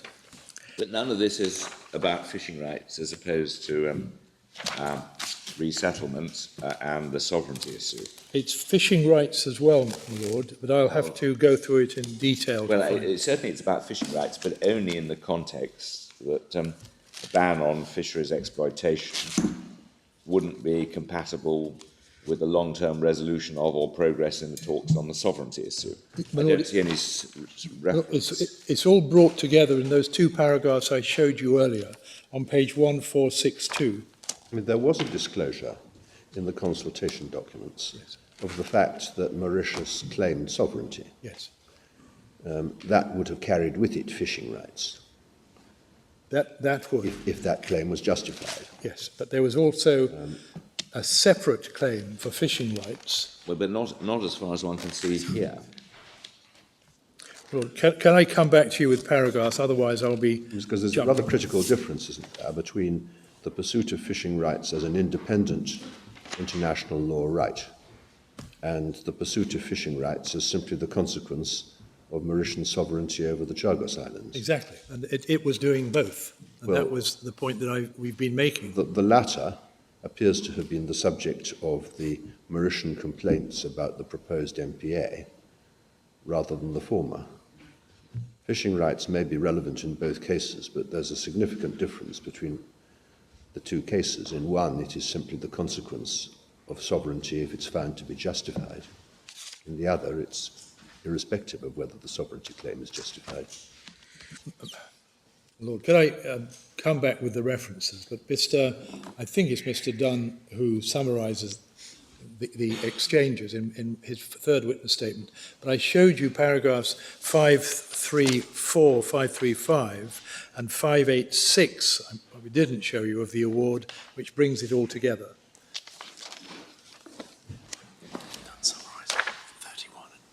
Oh yeah, my lord, it's done. Mr. Dunn summarises it in volume 2. 586. I was trying to recall it. Volume 2, page 586. Yes, that's it. So if you go to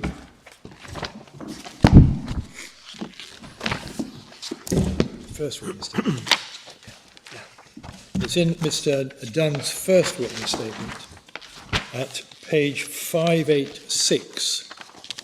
Right. Paragraph 31. Yep.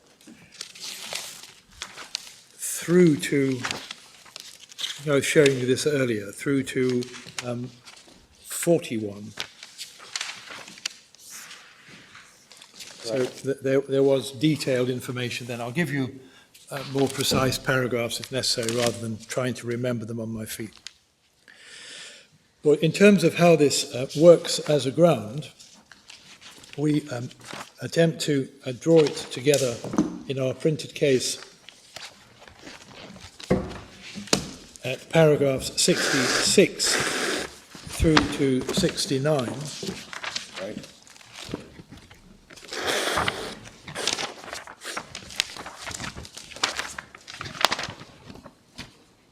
And I thought there was a second. No, that will do. Well, my lord, what I say is, based on what you now see, as we put together in paragraph 69, if you also look at Mr. Dunn's third witness statement, that's the one I hadn't shown you, you'll see it in 67 of our skeleton, of our printed case, and it should be in volume 2 again, at page, it says 821, so let's check.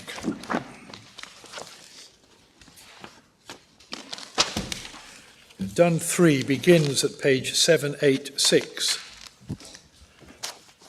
and the particular paragraphs we rely on are at paragraphs 83 to 89.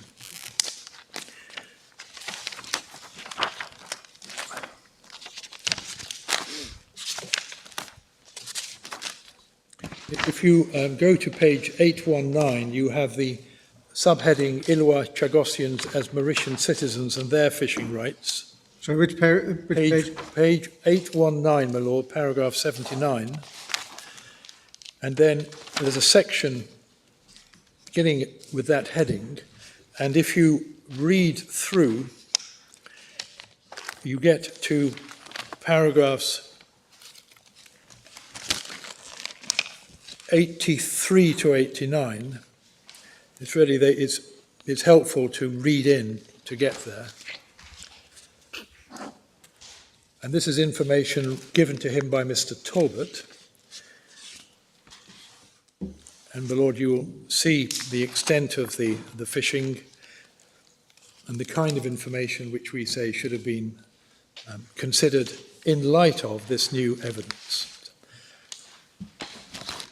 So, just bringing this all together, what we know now, Yes. and what we didn't know in 2009, 2010, but the UK government did know, that's the important line, is that Mauritius was advancing its claim for fishing rights based not solely on sovereignty, but independently, based on the 1965 undertaking. It was a separate basis, freestanding from sovereignty. It's also known that the fishing rights were being used and that the number of licenses granted which were free was irrelevant. And it's difficult, we say, on the basis of the new evidence, to see an explanation as to why this information was excluded. Sorry, where in paragraphs 83 and following do we find a reference to the to Mauritius advancing a fisheries claim independent based on the Lancaster House undertakings? Lord, the reason I read them quickly is that they're going back to the same material you saw before. Because if I could find the right paragraphs, I'll give them to you. Right. But Lord, it's mainly in bringing it up to date, the paragraph 9 of Mr. Dunn's fourth paragraph. So I just for a few minutes have Just in answer to some questions, you seem to be focusing on what the minister believed was the essential point. Is that right? Lord, I'm focusing on what information should have been put into the public domain as part of the consultation, because that's my ground. And we now know what the Secretary of State said he believed has not been accepted by an international arbitration tribunal. Well, not that he didn't believe it, but that his belief was, if they were right, the international tribunal's right, his belief was erroneous. Yes. And but is it, what are we looking at for present purposes? Is it what the position is, or is it what the minister believed it to be? it's the only way, the highest we can put it. Exactly. Is that there was information known to Mr. Roberts and Miss Yaden that showed, as at the time of the consultation, that there was a serious argument, choosing my words, I hope, carefully, a serious argument about whether or not Mauritius was claiming fishing rights as well as sovereignty, and whether or not that had been recognised in documentation during the period 1971 through to 2009. A serious argument that they were claiming that, or a serious argument that they were entitled to it? A serious argument that they were claiming it, therefore a serious argument that they may be right. So, I mean, essentially, your submission is that when you've got a proposition of international law and a consultation in relation to the underlying problem, it is the duty of the consultor not simply to proceed on the basis of his own view of the law, but to draw attention to the fact that others may plausibly dispute it. Yes, and this is, as is obvious to all, this is a consultation about imposing the British rule on 250,000 miles of ocean, where other nationals from other countries, not just Mauritius, have been operating. And if there's a decision that could impact on Mauritius, friendly state, and Chagossians, then that should be brought out. It's not good enough for Mr. Roberts to say, I've taken advice and this is our position. It should be raised that there's serious issue. Yep. Because on the face of it, if we're looking at the view he formed, you're not saying he didn't have this information. You're saying the fact that he had this information wasn't available to the people he was consulting. Yes, we don't know whether the Foreign Secretary had the information that we're showing you. We've seen the divisional court, but the evidence, there was no evidence from Mr. Miliband at all. The only evidence we got from Mr. Roberts and Miss Yaden. And that's why I showed you those two extracts from his third witness statement, Mr. Roberts. So one way you could build your argument would be if the decision was that of the Foreign Secretary, which the passage from the Court of Appeal suggests it is, but it may be Mr. Roberts. But if the decision was that of the Foreign Secretary, then it may be that this information about what was being claimed by Mauritius wasn't drawn to his attention, whereas if the consultation had proceeded as you say it should have done, then it would have been drawn to his attention in all probability because much may have been made of it. Yes. Is that a fair... I'm not saying that's the only way you put your... No, but that will do for my purposes. And I'd got the wrong paragraphs from It doesn't Mr. matter, yeah. But is it also your submission that, independent of what might have been brought to the Foreign Secretary's attention or how he might have responded to it, the defects that you allege in the consultation process mean that the decision itself must be quashed? Yes. Right. And that's the public law connection with fair process. If the consultation was unfair, for the reasons that I've been attempting to explain, then the decision based on the consultation must also fall. There's another part of this which is linking back to the improper purpose, because there are questions to be asked of Mr. Roberts and Miss Yaden about their evidence, talking in terms of the documents that we say they must have known about.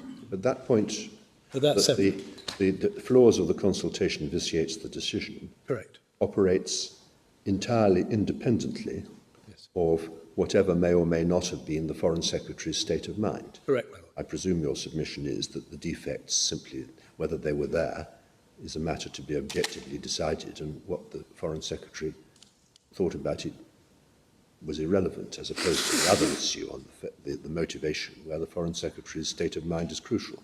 Yes, ma'am. Those success on, well, first of all, permission on ground 1A and success on ground 1A would produce the quashing of the MPA, or, as mentioned by my Lord Mance, some proffered modification by the Secretary of State, which may or may not be acceptable. Lord, I was looking at the time. I was about to turn to the case for the respondent on this issue. Can I take this very briefly and leave any more substantial response to any reply? Yes. This is, you will have noticed that my learned friend's case is much devoted to the cable point, and we don't get to ground 1A until paragraph 97 on page 247. And it's interesting that what you see here reproduced, particularly at 100 and 100 to 102, is a reproduction of Mr. Roberts and Mr. Yaden's evidence. And you'll see at paragraph 100 is a repeat of paragraph 19, which I've already showed you in the divisional court. And then there's reference to the stance of Mauritius. You can see some of that, and you'll see there's no reference to the information to which we refer. And it's odd, because the whole point of the new evidence is, on which we rely, is to call into question the accuracy of this material, but none of it is addressed. And in paragraph 102, which is the next substantive paragraph on page 249, Yep. it is in this context that the divisional court had to decide whether the consultation was misleading so as to vitiate the decision taken on the 1st of April. There was no judicial review challenge to the consultation as such, which is odd. Paragraph 62 of our grounds was the consultation, which isn't in the bundle, but if I could just read it out. The consultation process was manifestly unfair and unlawful in that the respondent failed to provide adequate information upon which consultees could respond. The inadequacy was made clear in the claimant's solicitor's letter, dated the 23rd of December 2009, but was ignored, at least until the consultation was completed. So there was no judicial review separate to the consultation before the decision. Well, that's perhaps screamingly obvious. The consultation didn't end until early 2010. The decision on the 1st of April was taken 10 days after the consultation report. But we challenged the consultation process in a whole series of paragraphs. I'll give you one reference. These are the written submissions before the divisional court. The consultation process was dealt with in paragraphs 38 to 120, and it's volume 14 at page 5990 to 6024, and the fisheries part of the challenge begins at page 6003. And you've heard my submission on 103. 104 I've already responded to, and we get to 108. What difference does this make? And this is, we just fundamentally disagree. This is what is said. Nothing in the material which predates the MPA could realistically have altered Mr. Roberts' conclusion that Mauritius did not have legally enforceable rights to fish. That may well be his position, but that's missing the point entirely. Well, can I leave ground 1A because of time? You have our written submissions. Any other questions I'll respond to.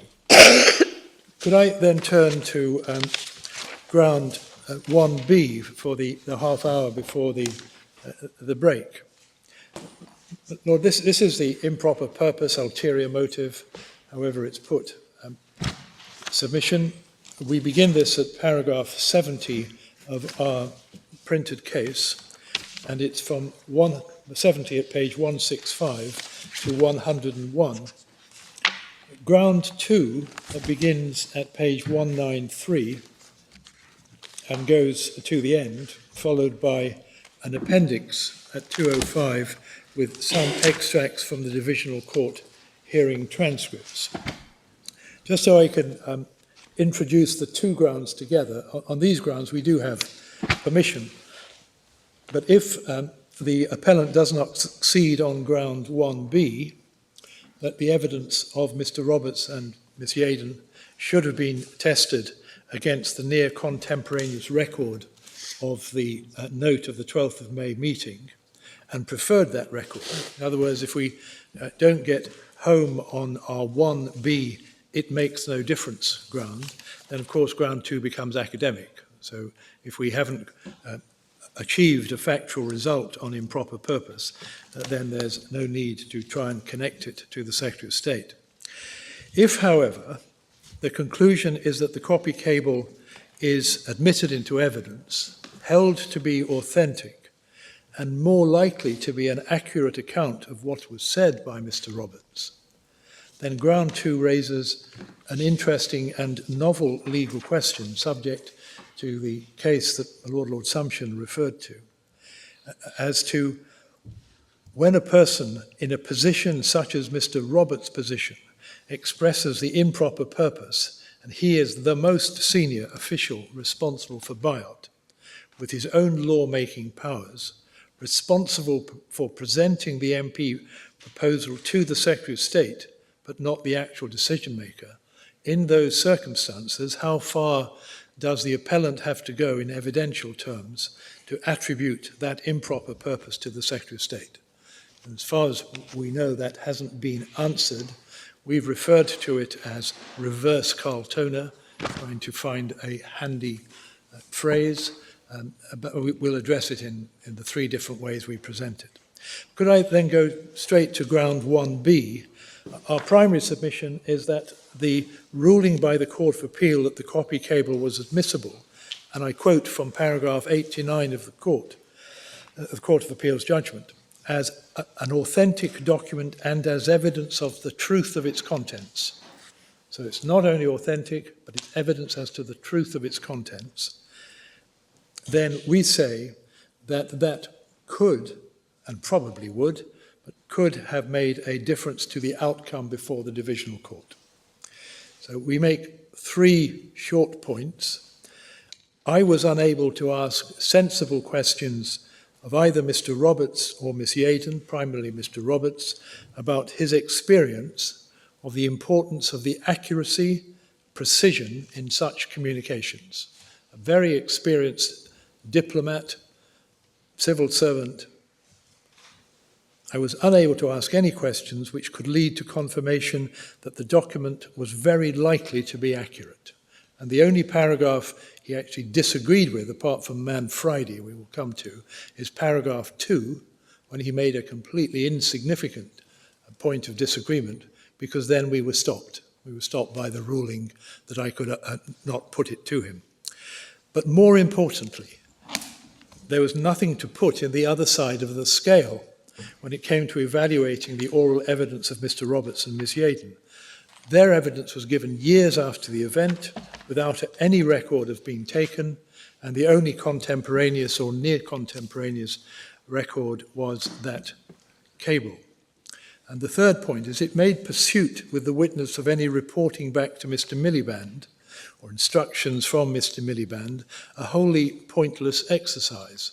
It was inevitable and obvious that there would be no finding of improper purpose because, as I said, there was nothing to balance in the scales.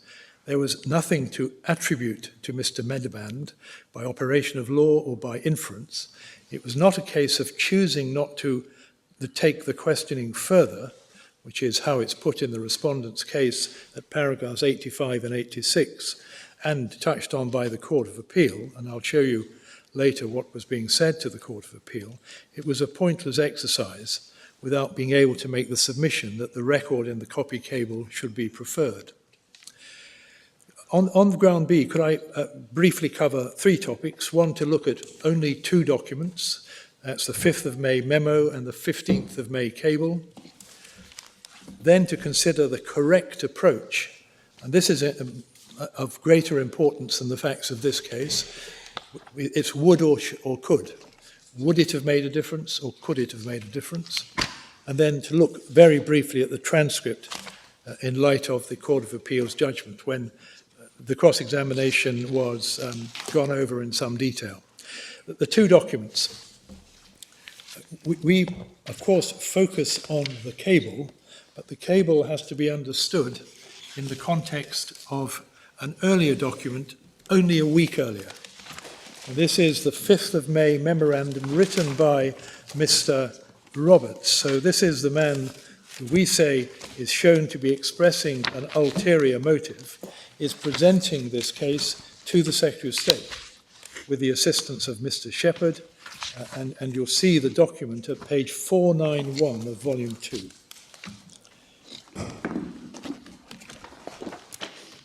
It's less redacted than it used to be, but it still has a bit of redaction. And this is, you can see on page 491, a memorandum from Colin Roberts, OTD is Overseas Territories Directorate, Tuesday the 5th of May 2009. It's being copied to the Private Secretary, Mr. Merron, and Lord Malloch Brown, and the Parliamentary Undersecretary, and then redacted. Then the message is, I attach a short paper on the Marine Reserve concept layout in advance of tomorrow's briefing sessions. That's Wednesday the 6th. Professor Charles Shepherd will be joining us. The meeting with the officials of the US Embassy was 6 days later on the 12th of May. And if you, I'll leave you to read to yourselves the detail of this memo, but I could pick up one or two references. You'll see in the middle of page 492 what, in a nutshell, is the Marine Reserve proposal. In practical terms, the broad concept would be to declare the entirety of Biot's economic exploitation zone a no-take marine protected area, bring an end to fishing, and legislate for the protection of seas and atolls. The military base arrangements on Diego Garcia would be unchanged. Then the benefits in conservation, climate change terms are set out, and reputational political benefits are highlighted on the next page. Security benefits is referred to. Overall, the creation of a reserve would involve greater control over access to the territory. This would bring a net security benefit. That was explained by Mr. Roberts at page 624 in a rather surprising way, but that's what was said in the memo. Then we have the declaration and legislative powers, and you'll see halfway down, the Foreign Secretary has full legislative powers in Biot. We could declare Biot a marine reserve today repeal the fisheries legislation, revoke all licenses, and legislate for the governance of the reserve.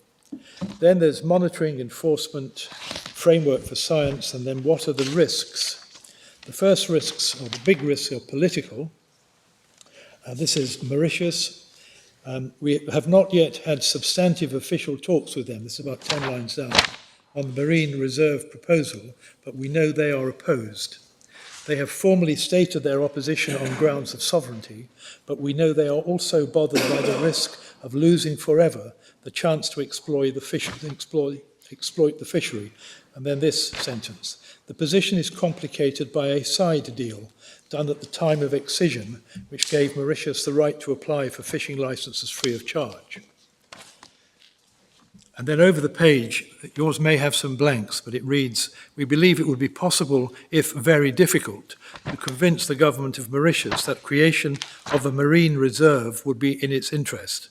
This would involve reminding them that there has in practice been very little take-up, and then there are no legal livelihoods dependent on the buyout fishery. That, of course, is wrong. You've seen again Mr. Sakya and Volley. Then we get to, if you could read to the end of those bullets, and you'll see reference to a sweetener. And then we get to the Chagossian movements, and the word movements is perhaps important. The people removed from the territory when the military base was established with their descendants number several thousand. They, this is the movement, now live in communities in Mauritius, Seychelles, and in the UK, mostly in Crawley. Many are British citizens. They have a number of representative organisations and diverse objectives. They have attracted a large measure of support in the UK Parliament for their return to resettle the outer islands of Biot. Following the House of Lords judgment of the 22nd of October 2008, which allowed the government's appeal in the judicial review of the 2004 buyout orders in council, they have gone to the European Court of Human Rights. In addition, they have ratcheted up political pressure. The word pressure comes up twice after this. They have ratcheted up political pressure for the government to rethink its policy on resettlement through the establishment of a very active cross-party, all-party parliamentary group on Chagos, Biot. The FAC, that's the House of Commons Foreign Affairs Committee, the FAC have also said that the government has a, quote, moral responsibility, end quote, to let the Chagossians return, and express their views most recently at the Westminster Hall debate on the overseas territories on the 23rd of April. It was a 3-hour debate, so only a few days before this memo. Their plans, this is the Chagossian movements, their plans for resettlement are based on the establishment of an economy based on fishing and tourism. In the specific context of Biot, this would be incompatible with the marine reserve. They are therefore hostile to the proposal unless the right of return comes with it. They have expressed unrealistic hopes that the reserve will create permanent resident employment based on the outer islands for Chagossians. Assuming we win in Strasbourg, contingency for losing dealt with in earlier submissions, we should be aiming to calm down the settlement debate. Creating a reserve will not achieve this, but it could create a context for a raft of measures designed to weaken the movement. This could include presenting new evidence about the precariousness of any settlement, climate change, rising sea levels, known coastal defence costs on Diego Garcia, activating the environmental lobby, contributing to the establishment of a community institution in the UK and possibly elsewhere, committing to an annual visit for representatives of the communities to the outer islands on All Saints' Days, inclusion of a Chagossian representative in the reserve government. Next line, redacted. So what you have is a prelude to what's coming. We say we haven't got any note of the meeting with the Secretary of State on the 6th of May. Then you get the US military and reference to the project, how it's to be funded. Are there any other risks, timing, etc.? And then where are we now and what are the next steps and realistic timelines? Formal position, he sets it out. The focus of our work so far has been to identify and engage with stakeholders and to develop a thinking summarised in this note. If ministers wish to proceed, next steps would include, and then you'll see over the page, opening talks with Mauritius, opening talks with the US, and after the ECHR judgment at the end, develop measures for the Chagossians. So, and this is, as I said, the fifth. So that's the... Now you say, Mr. Fleming, that this is the forerunner of the cable, and obviously chronologically that's true. But would it be fair to say that in this document, the purposes of creating a marine reserve are set out in the earlier part of the document? What are the benefits of turning the territory into a marine reserve? And there are a variety of benefits, but shutting out the Chagossians is not one of them. Right. But it features rather in the political risks, where it's flagged up as being, one of the risks is flagged up as being that because the proposal would be inconsistent with the Chagossians' aspiration to have a tourism and fishing-based economy, it would therefore be unpopular with them. Yeah, yes, my lord. Correct. We don't rely on the 5th of May as evidence of improper purpose. It's what's said in this section and the Chagossians that is the prelude to what's coming on the 12th of May, where that which is not said in a public document, we say is said in this conversation with the Americans. Could I... Well, you have to say, do you then, that this is all sham, or at least No. Wishful thinking, something which is put forward because they know they have to produce a plausible case? No, my lord. I'm not saying this is sham, because our case is not that there is not an environmental explanation. We are putting our case forward that there was another motive, an ulterior motive, which precluded the no-take part, because all of this is about fisheries generally, although the proposal is no-take. We say that the inclusion of the no-take to kill the Mauritian/Chagossian fishing is itself part of the ulterior motive of undermining the claims, preventing the claims for resettlement. Could I fill in one background point? You will see in that document that there's reference to earlier events. This features in the decision of the Divisional Court. So volume 2, at page 373. Yep. Same volume. Yep. You'll see that one of the reasons that Miss Yaden's evidence is accepted, top of the page, we found Miss Yaden to be an impressive and truthful witness.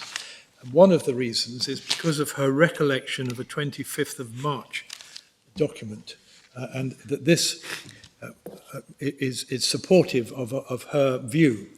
The extract from the document is the 25th of March document, and you'll see that this is a few days before the 5th of May document. We say this helps our case, not Miss Yaden. The pressure being mounted by the all-party parliamentary group and Bancoult, Gifford, etc., Gifford, my instructing solicitor, to try to get Her Majesty's government to change its policy on resettlement is gaining its intensity. They are also trying to engage the United States separately. Jeremy Corbyn and Oliver Bancoult have written to President Obama, and 3 officials from the US Embassy were invited and attended the 4th APPG meeting. The focus of questions was on defence security, with the APPG questioning the need to keep the islands 150 miles away from Diego Garcia clear for defence purposes.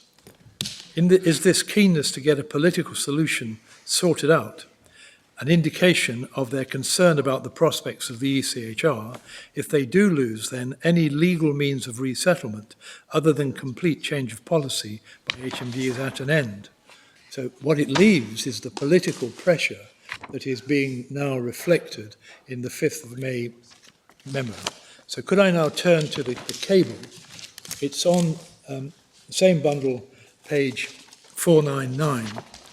there are two versions. If you go to page 505, this should be the second version. They're identical as to wording. The difference is, and I'll show you in the blue bundle, the one at 505 is the wrong cable. Yes. It says the 5th of June. It looks like the 6th of May, but it's American. So it's the 5th of June. Strike a line through it. It appears in this blue bundle at tab 2. And the only reason for its inclusion goes to the admissibility argument, just to show you that it shows, this has a header that doesn't appear in the version in the Guardian. HMG Flex proposal. You'll see in the middle of the page header, and it's going to Embassy London to Washington, to Port Louis in Mauritius, to Diego Garcia, etc. So this cable is going round the world. We've got all that on page 505. Oh, have you then, Mike? Yes. I mean, different numbers, actually. But different cable. Different cable, yeah. Well, you don't find it on page 499. That's the only reason. I think. Oh, well, 505 you do. Yes, but 505 is the wrong cable. Yes, But I think, are you under the misapprehension or the apprehension, or am I wrong? Tab 2 is the 15th of May cable. Yes. It is, I see. Yeah, there are two, I see. Why are we being shown another copy of it then? because that's the one that has the header. That's all. No, they both do. No, my lord, the one at page 505 is not the 15th of May. It's the wrong month. It's just the wrong cable. Oh, I see. I'm with you. So just strike a line. Yeah, yeah. This was an update with a later disclosure. So, I see. going back to the cable, which of course is available online and downloadable. This is the one that was downloaded into the Guardian. And you'll see what it is, 15th of May. So this is 3 days after the meeting. There's a summary, and the summary may be the Guardian, because it's not in the other cable. But the summary is, we say, helpful. More than 2,000 islanders were evicted during the Cold War to make way for a huge US military base. The islanders have fought a long battle to be allowed to return. British Foreign Office and American officials discussed plans to establish a marine park on Diego Garcia and the surrounding islands, which they say would effectively end the islanders' settlement claims. And it's the important point is claims, key sections highlighted in yellow. So here you have the meeting between Senior Foreign and Commonwealth Office, Mr. Roberts, and the officials, including, as you can see, political counsellor Mr. Mills. There's no dispute that the meeting took place. There's no dispute that these were the attendees. But can I ask you, Mr. Fleming, if this were admitted into evidence, would you be in a position to lead evidence as to its genuineness?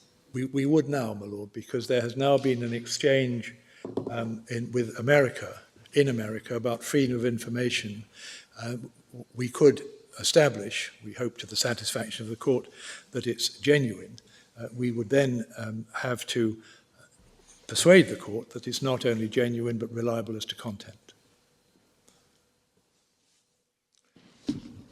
Lord, what we would do, even without the evidence from the United States, we would seek to persuade the divisional court, whoever heard the new hearing, that it's intrinsically unlikely that it's anything other than genuine.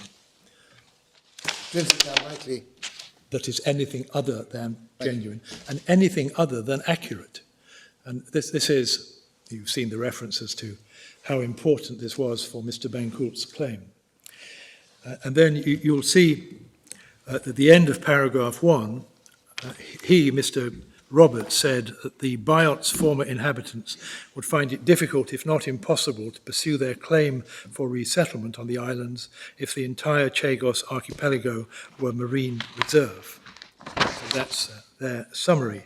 What you will note from reading the cable is, after the summary, when it comes to speech, then it's put into speech, direct speech, and to summarise what is being said. You can see, for example, which is the only paragraph I think we got to with Mr. Roberts before I was stopped asking questions, is paragraph 2. Senior HMG officials support the establishment of a marine park or reserve in Biot, which includes Diego Garcia. Colin Roberts, the Foreign and Commonwealth Office FCO Director, Overseas Territories, etc., told political counsellor. And then is reference to British law. And Mr. Roberts disputed that that was the right word when I asked him questions. Roberts affirmed that the bruited proposal would only concern the exclusive zone around the islands. Bruited, I think, is rumoured or reported. It's not a word I'm familiar with. Then there's reference to strong political support, and you can see quotation marks. Then there are 3 sine qua nons. First of all, US assent. So these are, first of all, the US, which is paragraphs 4 and 5, Mauritius and Chagosian. Paragraph 5 shows you that there was also an attendee from the Minister of Defence, a UK attendee, and importantly, no notes were taken, or no notes have been disclosed on the British side at all. So this is the only record of this meeting. Then you have over the page Mauritian assent. Roberts outlined 2 prerequisites for the establishment of the marine. What paragraph is this? Paragraph 6, my lord. HMG would seek assent from the government of Mauritius, which disputes sovereignty over the Chagos archipelago in order to avoid the GOM, then government of Mauritius, then quote, raising complaints with the UN. He asserted that the government of Mauritius had expressed little interest in protecting the archipelago's sensitive environment and was primarily interested in the archipelago's economic potential as a fishery. And then, to go to the end, my lords, you'll see regular use of quotation marks when it comes to speech. Chagosian assent. Roberts acknowledged that, quote, we need to find a way to get through the various Chagosian lobbies, quote. He admitted that HMG is under pressure, and you've seen that in the earlier documents from the Chagosians and their advocates to permit resettlement on the outer islands of the Biot. He noted without providing details that, quote, there are proposals for a marine park that could provide the Chagosian warden jobs within the Biot. However, Roberts stated that according to the HMG's current thinking on the reserve, there would be no, quote, no human footprints, quote, or Man Fridays, quote, on the Biot's uninhabited islands. He asserted that establishing a marine park would, in effect, put paid to resettlement claims of the archipelago's former residents. Responding to political counsel's observation that the advocates of Chagosian resettlement continue to vigorously press their case, Roberts opined that the UK's, quote, environmental lobby is far more powerful than the Chagosians' advocates. Note, one group of Chagosians is off to the ECHR. Je ne regrette rien is the next heading. Roberts has observed that Biot has served its role very well. We do not regret the removal of the population, since removal was necessary for the Biot to fulfill its strategic purpose. Removal of the population is the reason that the Biot's uninhabited islands and the surrounding waters are in pristine condition. Roberts added that Diego Garcia's excellent condition reflects the responsible stewardship of the US and UK forces using it. Administering reserve, and then Biot more than just Diego Garcia, and then we go on to the meeting with Joanne Yaden. So following the meeting with Roberts, Joanne Yaden, head of FCO's Overseas Territories Directorate, and then you'll see paragraph 11, which is her urging US embassy officers in discussion with advocates for the Chagosians, including with members of the all-party parliamentary group on the Chagos Islands, to affirm that they want all the islands. And then over the page, there's reference to the change of government that may happen in the next few days. Then comment, and at the end, comment continues, we do not doubt the current government's resolve to prevent the resettlement of the island's former inhabitants. Although, as Parliamentary Under-Secretary Merron noted in an April parliamentary debate, that's the one in Westminster Hall, FCO will continue to organise and fund visits to the territory by the Chagossians. We are not as sanguine as the FCO's Yeadon, however, that the Conservatives would oppose a right to return. Indeed, Mr Keith Simpson, the Conservative Shadow Minister for Foreign Affairs, stated in the same debate in which Merrin spoke that HMG, quote, should take into account what I suspect is the all-party view that the rights of the Chagossians people should be recognised and that there should be at the very least a timetable for the return of those people at least to the outer islands, if not the inner islands. Establishing a marine reserve might indeed, as the FCO's Roberts stated, be the most effective long-term way to prevent any of the Chagos Islands' former inhabitants or their descendants from resettling in the Bight. So that's the view of the American diplomat who wrote this. It is. The quotations are in Chagossian assent in paragraph 7 and Je ne regrette rien, but paragraph 7 in particular. Well, I mean, is that inconsistent with the approach that's being adopted to the Chagossians' objections in the submission that we saw earlier, where it is identified as a political risk rather than a motive for setting up the MPA?